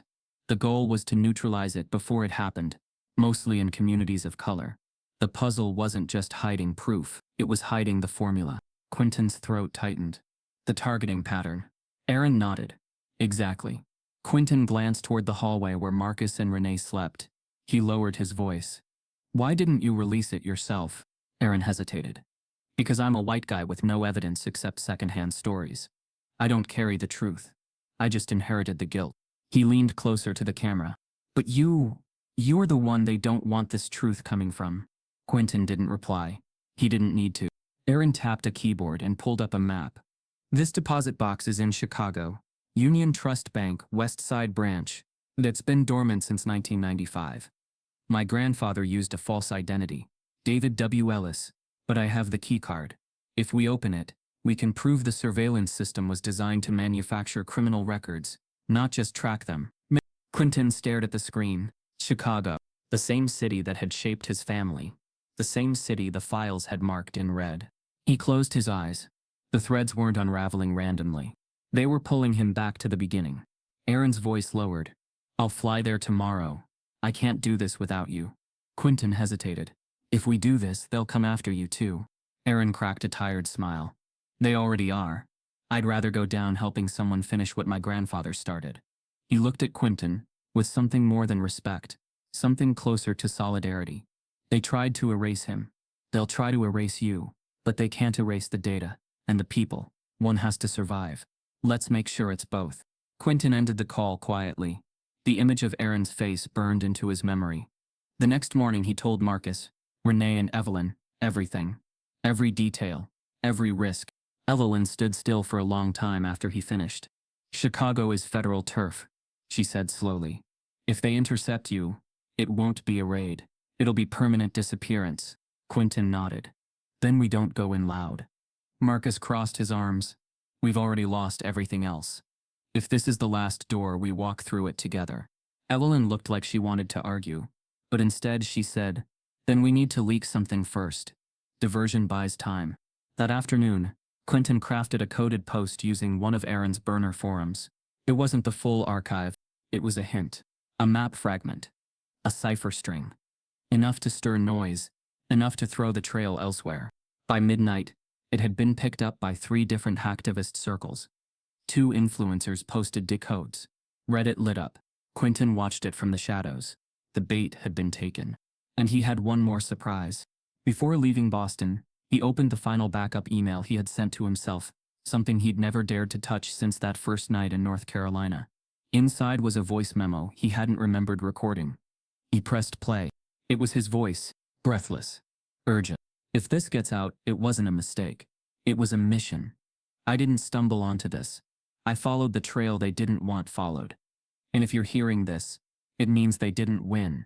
He stared at the screen for a long moment, then uploaded the file to a dead-drop cloud server. If he vanished, the story wouldn't.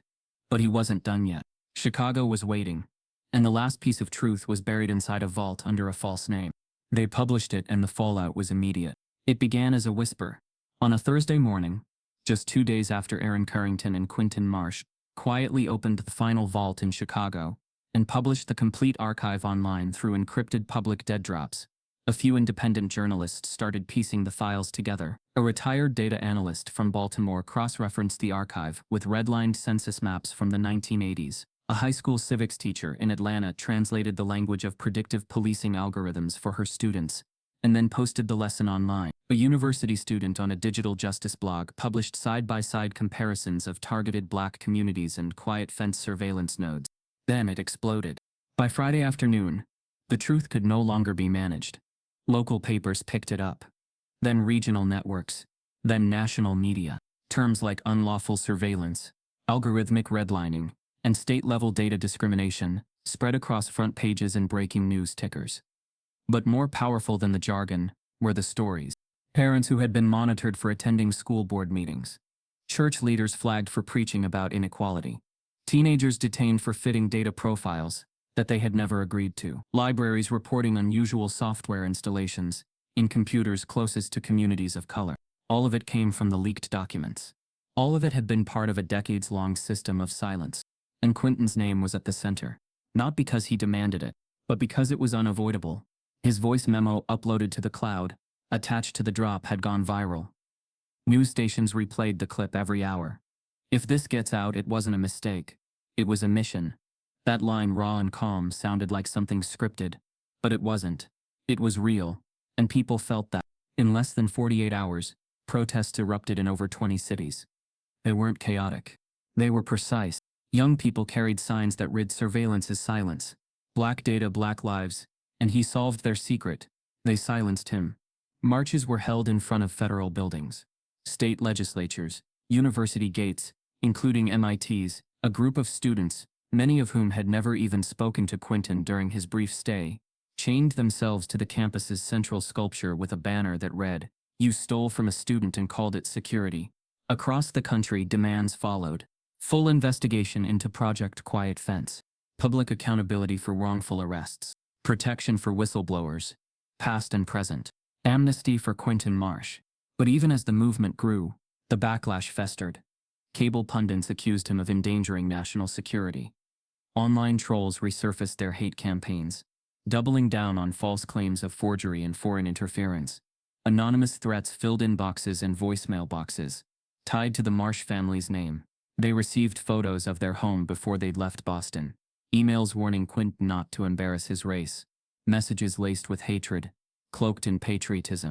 And then came the twist that no one expected. Not even Evelyn. Westbrook Prep, the school where the original humiliation had started, issued a statement. It was short, sanitized, and brutal. Due to the attention surrounding recent events, we ask that members of the community refrain from invoking political discussions related to former students. Westbrook remains committed to academic neutrality and privacy. Accordingly, we will not be referencing Quinton Marsh in any school-sanctioned capacity. Just like that, his name was erased. From the place that had ridiculed him. From the building where they had laughed at his lunch and whispered about his father's uniform. The erasure was more chilling than the threats. Because it proved something deeper. The institutions that tolerated you when you were quiet would destroy your memory when you spoke too loud. Renee held the printout of the statement in her hand for almost 10 minutes before speaking. "They don't just fear your intelligence," she said, voice thin with disbelief. "They fear your dignity." Quinton didn't cry. He didn't shout. He simply folded the statement and placed it with the rest of his puzzle documents. Because to him it was all part of the same formula.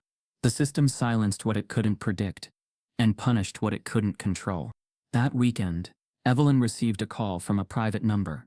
When she answered, her face changed. She turned to Quinton and handed him the phone. "It's the Senate Oversight Committee," she said. "They want to speak to you." Quinton blinked. "Me?" They're convening a hearing. They're not asking for your opinion. She paused. "They're subpoenaing you." The word landed like a stone. "Not inviting, commanding." Quinton took the phone. The voice on the other end was polite, almost mechanical. A staffer confirmed that Quinton Marsh, under federal subpoena, would be expected to appear before the Senate Committee on Data Ethics and National Surveillance in Washington, D.C., within 7 days. Travel would be arranged. Testimony would be public. He listened silently. When the call ended, he sat down on the couch, elbows on his knees, trying to breathe. Marcus spoke first. "You don't have to say anything you're not ready to." Quinton shook his head. "They're not asking me to tell the truth. They're testing if I'll survive telling it." Renee sat beside him. "You will." But Evelyn looked unsettled. "This isn't a stage for justice," she said. "It's a trap designed to contain the fallout. They'll frame you as either a prodigy too naive to understand what he found, or a threat too radical to be trusted." Quinton looked up. "Then I'll have to be something they can't define." Later that night, as the fire crackled inside the New Hampshire cabin and snow began to drift against the windows, Quinton opened his laptop one last time. He clicked through messages from strangers, black students, who wrote that they saw themselves in him, teachers who said he reminded them why they stayed in classrooms, that no one appreciated, a janitor in Detroit who said, "My son wants to learn ciphers now, because of you. He thinks code is poetry." And maybe it was. Maybe code was poetry. Maybe puzzles were just truths too dangerous to say aloud, so they waited for someone bold enough to decode them. Quinton opened a blank document. At the top he wrote, "This testimony is not a defense. It is a reckoning." He closed the laptop, and somewhere, in the cold black corridors of Washington, a seat was being arranged, a microphone was being adjusted, and across America, people were choosing sides, not on whether Quinton had told the truth, but whether truth was something this country could ever really hold. A Senate hearing was announced, and Quinton was subpoenaed. The doors to the Hart Senate office building opened with a cold, practiced motion that reminded Quinton of school hallways, polished, silent, and far too clean. Only this time, he wasn't walking into a classroom. He was stepping into the heart of American power. His suit felt stiff against his skin. It wasn't tailored. It had been borrowed, hurriedly pressed the night before by Evelyn. The sleeves were slightly too long. The collar pinched. But the discomfort wasn't in the fabric. It was in the weight of being seen, finally really seen by people who had never once looked for him. The marble floors echoed under his shoes as he followed a staffer toward the hearing chamber. Every step amplified his heartbeat. His mother walked quietly beside him. Marcus, silent as always, scanned every hallway, every corner. Evelyn trailed behind, carrying a folder marked Addendum to Testimony. Her jaw clenched with the kind of rage only intellects carry when their life's work becomes ammunition. The hearing room was already packed. Cameras lined the back wall. Journalists whispered, angling for quotes. Senators filled the long bench, faces stoic, eyes trained on the boy approaching the witness seat, as though he were a suspect instead of a whistleblower. Nameplates glistened under the bright lights. Senator Donald Henley of Texas, Senator Marshall Keene of Ohio, Senator Antonio Wade of Georgia, and others. Quinton took his seat. Before him sat a single microphone, adjusted for adult height. A clerk lowered it gently. The committee chair, Senator Henley, cleared his throat. Mr. Marsh, thank you for being here today. You are here voluntarily, but under subpoena to testify on the matter regarding Project Quiet Fence, national data security, and the ethical boundaries of surveillance discovery. You may begin your statement. The room was still. Quinton unfolded his page. He looked at the first line. He didn't read it. He looked up instead. My name is Quinton Marsh, he said, voice barely cracking. I'm not a hacker. I didn't break anything. I solved a puzzle. Murmurs in the gallery. A senator shifted in their seat.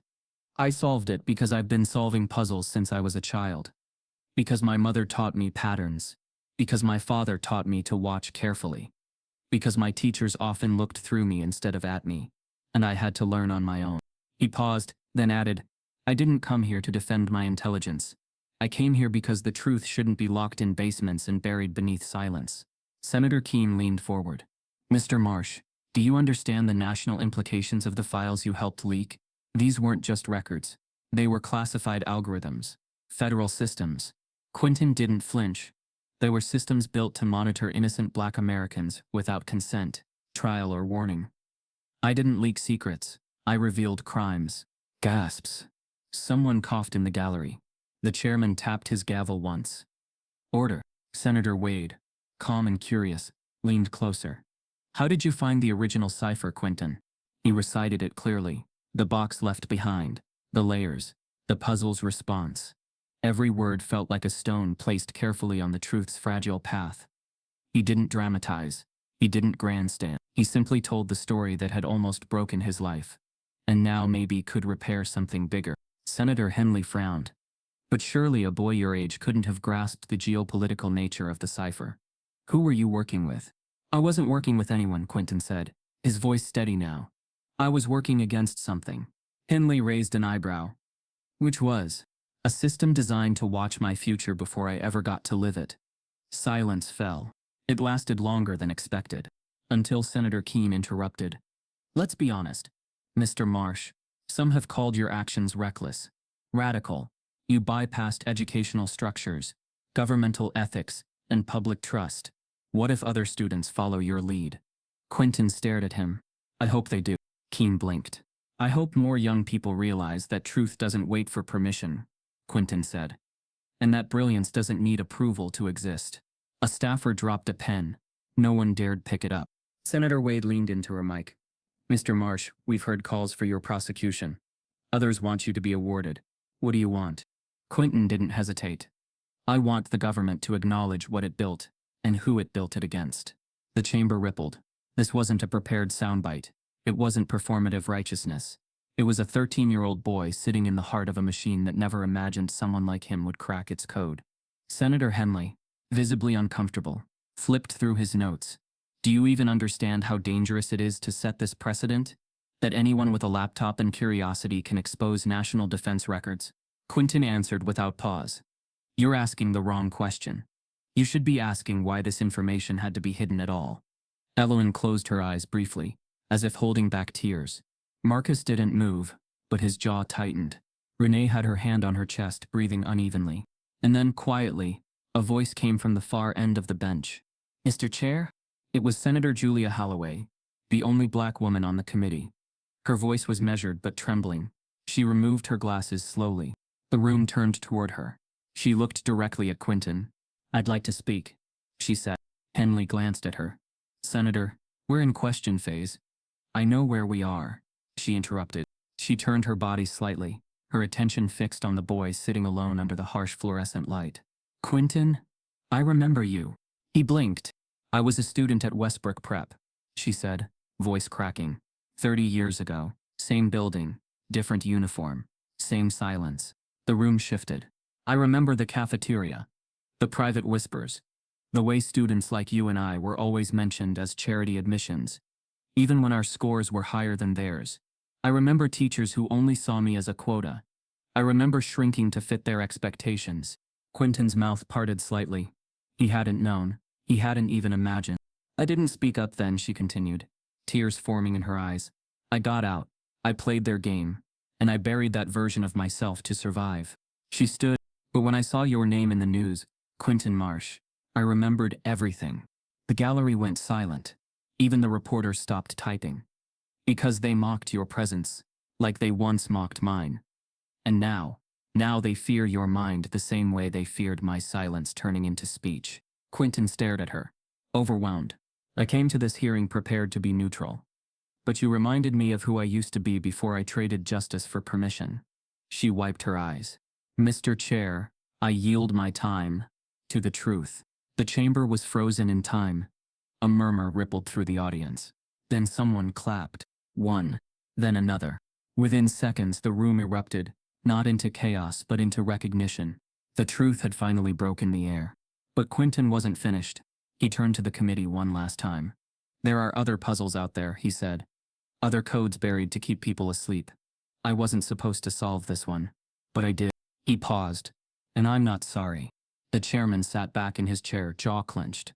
Senator Wade adjusted her mic, and Quinton sat still, no longer shaking, no longer small. He had survived the hearing. But the next move wouldn't be his. A black senator rose to speak, with tears in her eyes. In the days following the hearing, the momentum Quinton helped unleash didn't slow its spread. But what felt more surreal to him was watching the adults around him finally begin to speak honestly. Among them, Senator Julia Holloway stood out, not because she was powerful, but because she was human. After the hearing, she requested a private meeting with Quinton. They sat in a small office behind the Senate chambers, the walls lined with photographs of legislative victories. She looked tired, as though years of silence weighed her down. "I remember," she said quietly, eyes clouding. "I remember that school, Westbrook Prep. I walked through those hallways believing I was invisible. I sat in classrooms and was taught I should be grateful just to sit there. And your story brought all of it back." Quinton didn't respond immediately. The memory of being taunted in room 204 still burned behind his throat. He touched the edge of his suit jacket. "You went there too?" She nodded. "Yes, back in the 90s. I was one of the few black students in my grade. I earned honors, but was always treated as part of a quota, never fully a candidate. They praised me gently for being friendly and well-spoken, but never for being smart. I got the same smirks, the same lunches ignored, the same whispers asking, 'How did you get here?'" Her voice softened. "When I saw you up there testifying, I saw the younger me. I saw the kid they overlooked. And I realized I never apologized for staying quiet." Quinton's chest tightened. "Why now?"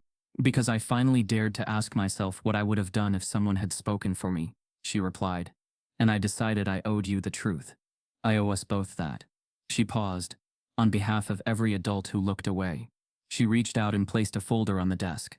Inside, the cover read, "Marsh Bill, Protecting Youth Whistleblowers and Banning Racial Data Targeting." "These documents passed the Senate today," she said. "Unanimously, we've created protection for kids like you, and we're banning agencies from using demographic proxies to justify surveillance of minorities. It starts now." Quinton exhaled slowly. The weight of the moment settled around him. He felt relief but also something darker, recognition of all the times his silence had been assumed, his potential dismissed. Now people were naming him, applauding him, and he wasn't sure how to feel about that. In Boston, his old institution, Massachusetts Institute of Technology, issued a formal apology. 2 days later they emailed Quinton an offer, full scholarship, a custom research fellowship, access to every lab, unlimited resources, and a seat reserved at the cryptography department. The email was written with polished diplomacy, acknowledging the oversight of how they had handled his entry and their responsibility for supporting his brilliance. Marcus read the email first, eyes wide. Renee sat beside him, hands clasped. Quinton, however, remained quiet. The offer should have felt like a triumph, but all he could see were the classrooms where he had been ignored, the cafeteria where he'd been mocked, the memo that labeled him a security risk. That evening, the three of them sat in their living room. The newly passed law lay open on the coffee table. The MIT offer sat on top. None of them spoke for a long time. Finally, Renee said, "This is what you've earned. They're offering you everything." Quinton looked up. Is that what it means to win? To join the system that tried to bury you? He didn't wait for an answer. He stood up. I need a minute. He walked outside, breathing the night air. The street was quiet. He looked up at the stars and thought of the puzzle his mother had taught him to see, the one hidden beneath the symbols, the one that said, there's always more than one way to look. Inside his mind, the unexpected twist formed. He loved cryptography. He loved patterns. He loved what he'd uncovered. But what he loved more was the fact that his father had walked into that office each day, unnoticed, uncelebrated, and still held his head high, and his mother had taught him to wait, to look, to map the unseen. He realized the greatest offering wasn't acceptance into a world built on exclusion. It wasn't the labs or the title, or the scholarship. It was making sure the next kid like him would enter a world that already expected them. When he rejoined his parents, he set the MIT letter on the table. I'm turning this down, he said, surprising them both. Marcus's eyebrows rose. What? Why? Quinton took a deep breath. Because I don't need their forgiveness. I need their accountability. Renee's eyes filled. Isn't this the chance of a lifetime? He nodded. Yes. But it's not going to be my lifetime alone. I want to use everything I've earned to build something where kids like me aren't anomalies. He leaned forward. I'm starting a nonprofit. Free pattern recognition courses. Mentorship in underfunded schools. A research fund for students overlooked by every system that calls itself fair. Marcus exhaled. You're giving back. Quinton smiled softly. I'm giving forward. A few weeks later, they launched Marsh Initiative for Equitable Intelligence, with Quinton as its director at age 14. The press covered it. Bright banners, a smiling boy, a father in uniform, a mother clapping gently. But behind the images was quiet revolution. Kids in rural Alabama studying cipher wheels, teen mothers in Detroit mapping financial bias, libraries in Chicago hosting pattern labs, workshops created by a kid who knew what it felt like to be invisible. The MIT scholarship remained offers. Open, waiting. But Quinton's choice changed the narrative. The twist they didn't expect. Acceptance into the establishment was not the endgame. Rebuilding the foundation was. Still, not everything was healed. At Westbrook Prep, the mockery didn't stop entirely. Some students whispered even after the law changed. But campus policies were forced to shift. Teachers had to attend bias training. Lunchroom supervision increased. His father's job was reinstated with full benefits. The school released an apology, but it felt hollow because it still came from a place of optics, not transformation. Yet the movement had begun, and Quinton walked at its edge. One evening, as he closed the office of his now growing nonprofit, he received a call from MIT's dean. The voice was polite. We hope you'll reconsider. Quinton listened quietly. Then he said, thank you. But I'm building something else. He hung up. He didn't look back. But Quinton turned down the offer and chose something else. The sun rose quietly over the south side of Chicago. On the morning Quinton opened the doors to his nonprofit for the first time. The building had once been a shuttered community center. Dusty floors, cracked windows, wires hanging from the ceiling like neglected vines. But after weeks of cleaning, painting, and repairing, the space felt transformed. Light streamed through freshly washed windows. Old bulletin boards now held posters of patterns, codes, geometric shapes, and affirmations, handwritten by local kids who had shown up during the renovation, just to see what the genius boy was building. The sign above the entryway read, Puzzle Justice.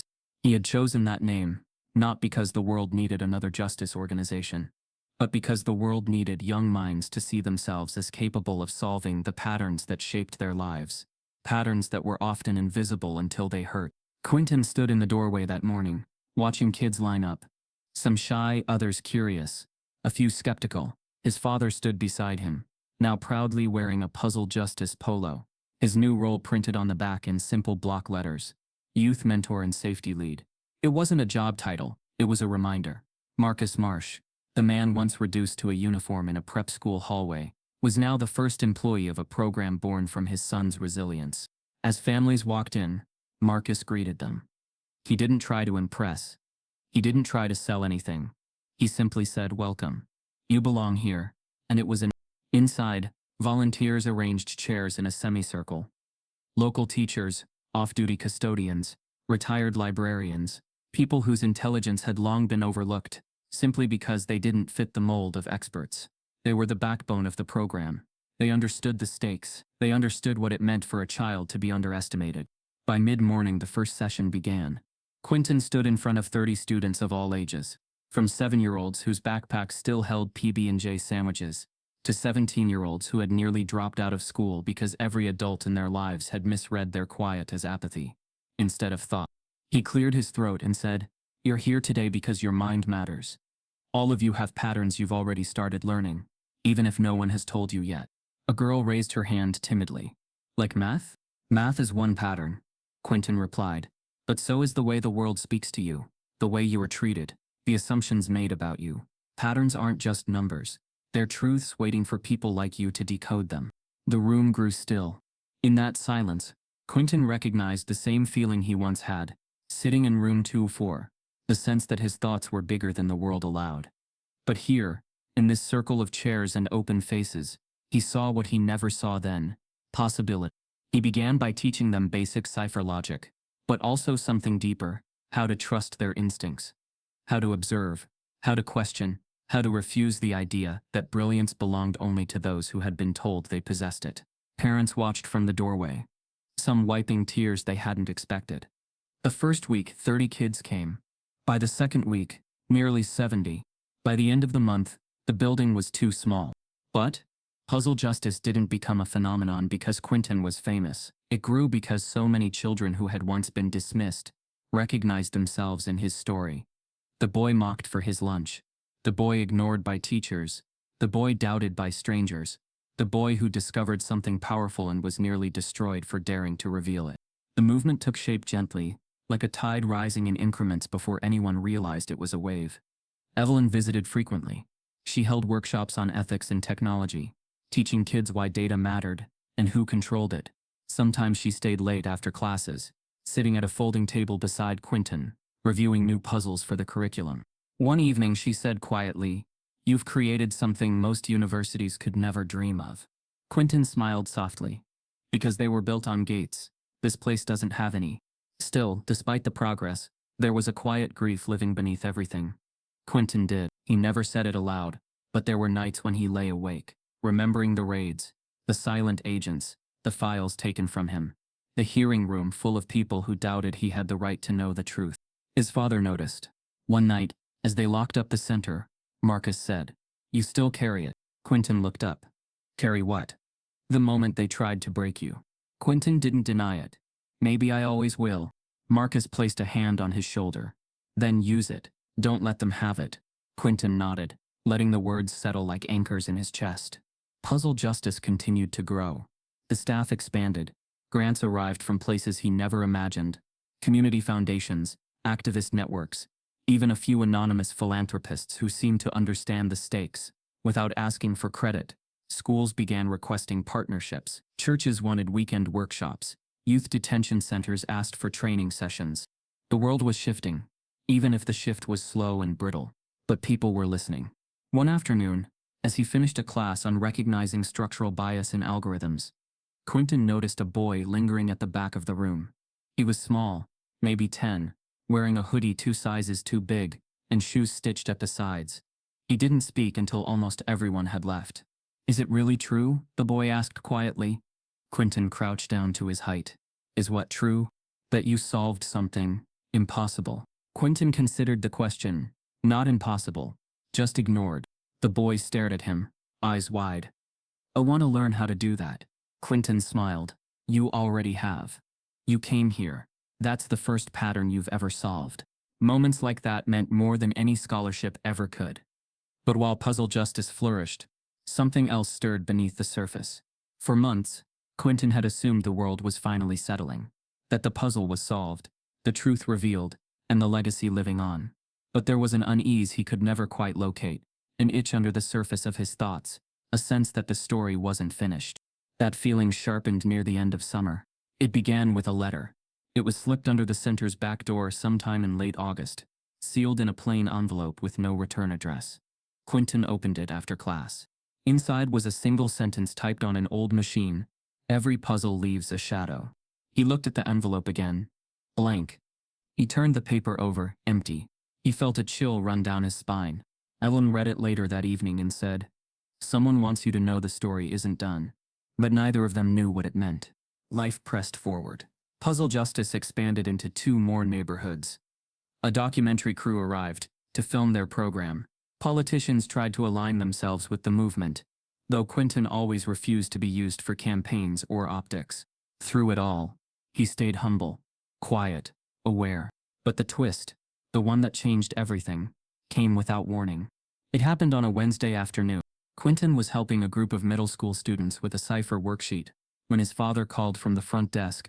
"Quinton," he said slowly, "you should come look at this." Quinton walked to the office, expecting a delivery or a parent. But when he reached the desk, he saw it: an old cardboard box, worn edges, yellowed tape, marker faded across the top. 4 words scrawled in shaky handwriting: "Do not open, confidential." His breath caught. It was the same box label his father had found years ago at Westbrook Prep, the one that had changed everything. But this wasn't the same box. This one was smaller, older, more fragile. Quinton lifted the lid slowly. Inside, lying atop a stack of brittle papers, was something he recognized instantly. A hand-drawn puzzle. Not identical. Not a copy. A new one. Stranger, darker, more complex. And in the corner, written faintly in pencil: "For the next mind who sees." Quinton's heart pounded. The room tilted. His father whispered, "What is it?" Quinton swallowed hard. "It's happening again." And across the country, a new puzzle appeared on another desk. If Quinton's story reminded you how many brilliant voices are silenced before they ever get heard, then don't let his be the last. Stand with every kid who's been mocked, profiled, or underestimated. Stand with every truth the world tried to bury. Type yes if you believe every child deserves justice, and subscribe if this broke your heart.